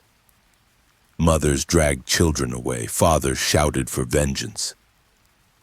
This town is finished, Ramirez whispered. Calloway's jaw clenched. No, it's being finished. Back at the station, they laid Margaret Kane's body in the morgue. Calloway stood over her, cigarette burning low. He thought of Rachel's sewn lips, Harper's cut throat, Marjorie's empty chest, Green's carved message, Clara's bound body, Elijah beneath the bell, Martha in flames, Sarah drowned in silence, Eleanor drained beneath the stars. Now Margaret hanging in the schoolhouse, 10 names, 10 deaths, 10 stages in Ravenswood's theater of horror. Ramirez spread journals across the table, her eyes wild. Look at the cycle. 12 deaths every generation, always 12. We've seen 10. That means 2 more before the cycle closes. Calloway ground his cigarette into the tray. And then, her voice shook, and then the town survives. That's what they believed. That's what they killed for. To feed Ravenswood itself, Calloway's stomach twisted. Ravenswood was not a town. Ravenswood was a ritual. At dawn, another envelope appeared beneath the station door. Inside was a Polaroid of Margaret Kane, her body hanging in the classroom. On the back, scrawled in red ink, 11 will be torn where secrets are sworn. Ramirez's eyes met Calloway's. The council chambers. Calloway lit another cigarette, smoke filling the silence. Then Ravenswood hasn't bled enough yet. The prophecy for the 10th had been fulfilled. Margaret Kane's body swayed from the beams of the abandoned schoolhouse like a grotesque pendulum, her face frozen in silent terror. But Ravenswood didn't stop to mourn her. The killers had already promised the next act. 11 will be torn where secrets are sworn. The town knew what it meant. The council chambers. The place where every oath had been taken, every silence signed, every crime buried under paperwork and promises.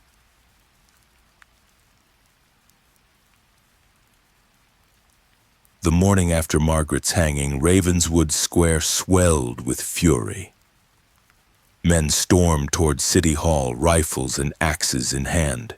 Women shouted curses, dragging their children behind them.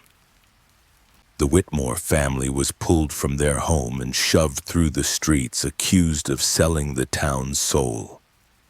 Calloway and Ramirez pushed into the mob, their badges gleaming but meaningless.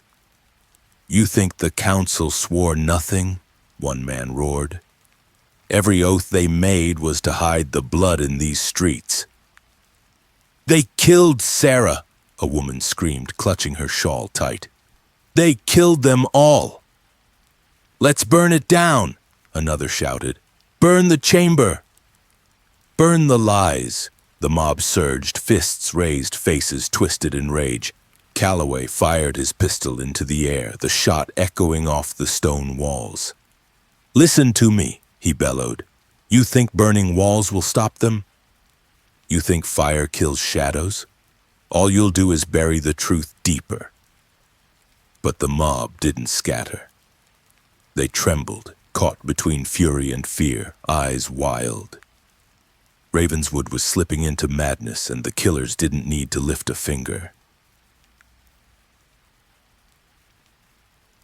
That night, Calloway and Ramirez searched the council chambers. The hall smelled of mildew and dust, its stained glass windows cracked, its wooden benches warped. In the center of the council table lay another offering, a Bible split in half, its pages soaked in blood. Pinned to the book was a photograph of the 9 councilmen who had once ruled Ravenswood, faces stern, eyes shadowed. On the back, written in red ink, "Oaths break, flesh tears." Ramirez shivered. "They're not just promising death. They're promising punishment." Calloway lit his cigarette, the ember glowing like a warning. "Then the council's silence is about to bleed." The prophecy spread like disease. 11 will be torn where secrets are sworn. People whispered in Lou's diner, in the market, in the church. Suspicion turned rabid. "They'll kill the mayor," someone hissed. "No, the clerk. He signed every paper. It's Whitmore." It has to be Whitmore. His family started it all. And through it all, one truth grew undeniable. No one trusted anyone. Ravenswood had become a hunting ground where every neighbor was prey. The killing struck 2 nights later. The town gathered outside City Hall, drawn by fear and inevitability. Lanterns flickered, shadows stretched. Calloway and Ramirez pushed through the crowd, deputies trailing, hearts pounding. The council chamber doors groaned open. Inside, nailed to the council table, lay the 11th victim. Mayor Trenton, his chest split open, his ribs cracked wide like broken gates. His organs had been torn out, scattered across the floor like offerings. His mouth had been filled with parchment, pages ripped from the town's founding charter, now stained with blood. On the wall above the table, painted in wide strokes, were the words, 11 will be torn where secrets are sworn. The crowd screamed, some fainted, others wept, others shouted for vengeance. Ramirez covered her mouth, tears brimming. They gutted him like truth itself. Calloway's cigarette fell from his lips, forgotten. They didn't just kill him. They made him the oath. They made him pay for every word ever sworn in this room. The mob outside erupted. Guns fired into the air, fists smashed windows. Some shouted that the detectives were the killers. Others swore the Whitmores had betrayed them. Rocks pelted the station windows. Ravenswood was no longer a town. It was a riot. Inside the chamber, Calloway whispered to Ramirez, "That's 11. One more, Elena. One more before the cycle closes," her voice shook. "And then what?" Calloway didn't answer. He didn't want to. Back at the station, Ramirez spread journals across the table, her fingers trembling. "Look at the cycles," she said. 12 every generation. 12 sacrifices to close the circle. We've seen 11. The 12th will be the last." Calloway exhaled smoke, his jaw set. "And when the last one falls," Ramirez swallowed hard, "then Ravenswood begins again." That's what they believed. Blood for silence. Death for survival. Calloway stared at the board of photographs. Rachel, Harper, Marjorie, Green, Clara, Elijah, Martha, Sarah, Eleanor, Margaret, Trenton. 11 faces. 11 deaths. 11 chapters of Ravenswood's true crime story. The 12th was waiting. At dawn, another envelope appeared under the station door. Inside was a Polaroid of Mayor Trenton's mutilated body. On the back in red ink, 12 will fall where Ravenswood ends. Ramirez whispered, "The cliffs." Calloway lit his cigarette, smoke filling the silence. "Then the cycle closes at the edge of the world."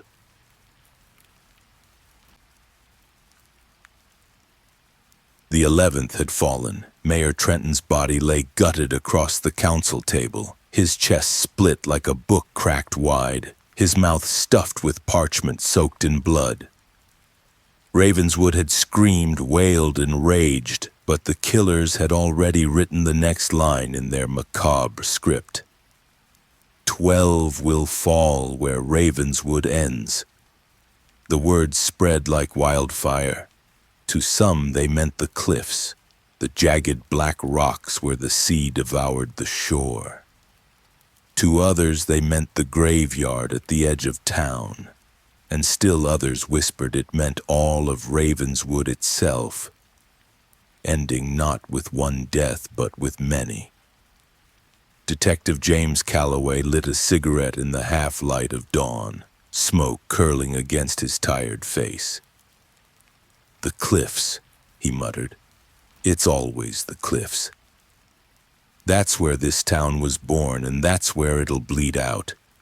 Detective Elena Ramirez leaned against the window, her eyes hollow.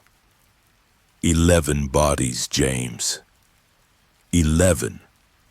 And the 12th will close the circle. You feel it, don't you? The killers aren't just following a plan, they're following scripture. Calloway exhaled smoke. "Then we'll meet them at the altar." The cliffs had always loomed over Ravenswood, jagged and cruel, their edges cutting into the horizon like teeth. The sea battered them day and night, waves clawing at stone as though desperate to swallow the land whole. Locals called the place the Edge, a name spoken with reverence and dread. Now the Edge became Ravenswood's obsession. Crowds gathered daily, standing at the boundary where earth gave way to sky and sea. Some prayed, clutching rosaries. Others cursed, spitting into the wind. Children huddled close to their parents, their eyes wide and frightened. Everyone knew the 12th was coming. No one knew who it would be. At Lou's diner, whispers turned poisonous. "It'll be Whitmore," one man said. "His family started this curse. He'll end it." "No!" another snapped. "It'll be the detectives." Outsiders brought the blood. Outsiders must pay it back. They're wrong, the old fisherman muttered, his voice cracked. It won't be one of us. It'll be all of us. Ravenswood ends when Ravenswood drowns. The words silenced the diner, and for the first time Calloway wondered if the old man was right. That night, Calloway and Ramirez patrolled the cliffs. The fog was thick, the sea roaring below. Lantern light barely pierced the dark. At the edge, pinned to a jagged stone, they found another offering. A bundle of hair tied with red string soaked in seawater. Beside it lay a Polaroid of all 11 victims, their faces blurred but their wounds clear. On the back, scrawled in crimson, the last closes the book. Ramirez's hand shook. They've already chosen. Calloway lit another cigarette, his voice a growl.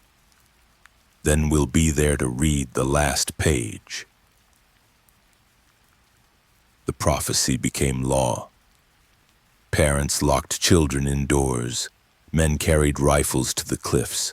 Women prepared candles and prayers. The 12th death was inevitable, as sure as the tide. But who? The Whitmores hid in their farmhouse, barricaded behind wood and steel. The council's survivors fled into the fog, disappearing into silence. And still the people looked at Calloway and Ramirez with suspicion, their eyes saying what their mouths would not. It's you. You're the sacrifice, Ramirez whispered it one night as they walked the empty streets. They'll turn on us. If the killers don't take us, the town will. Calloway dragged on his cigarette, the ember burning low. Then either way, Ravenswood gets its blood. The 12th prophecy struck at midnight. The town had gathered at the cliffs, drawn by fear, by inevitability, by the knowledge that the cycle was about to close. Lanterns lined the rocky path, their flames flickering in the wind. The sea roared below, black and endless. Calloway and Ramirez pushed through the crowd, their badges meaningless now, their presence tolerated only because everyone wanted witnesses. The killers had staged their final act with precision. At the very edge of the cliffs, tied to a weathered post, hung the 12th victim, Sheriff Whitmore. His throat had been slashed, his body lashed to the post with thick rope. His face was pale, his eyes glassy, his chest carved with the word, "End." The crowd gasped, some collapsing, others screaming. The Whitmore curse had come full circle.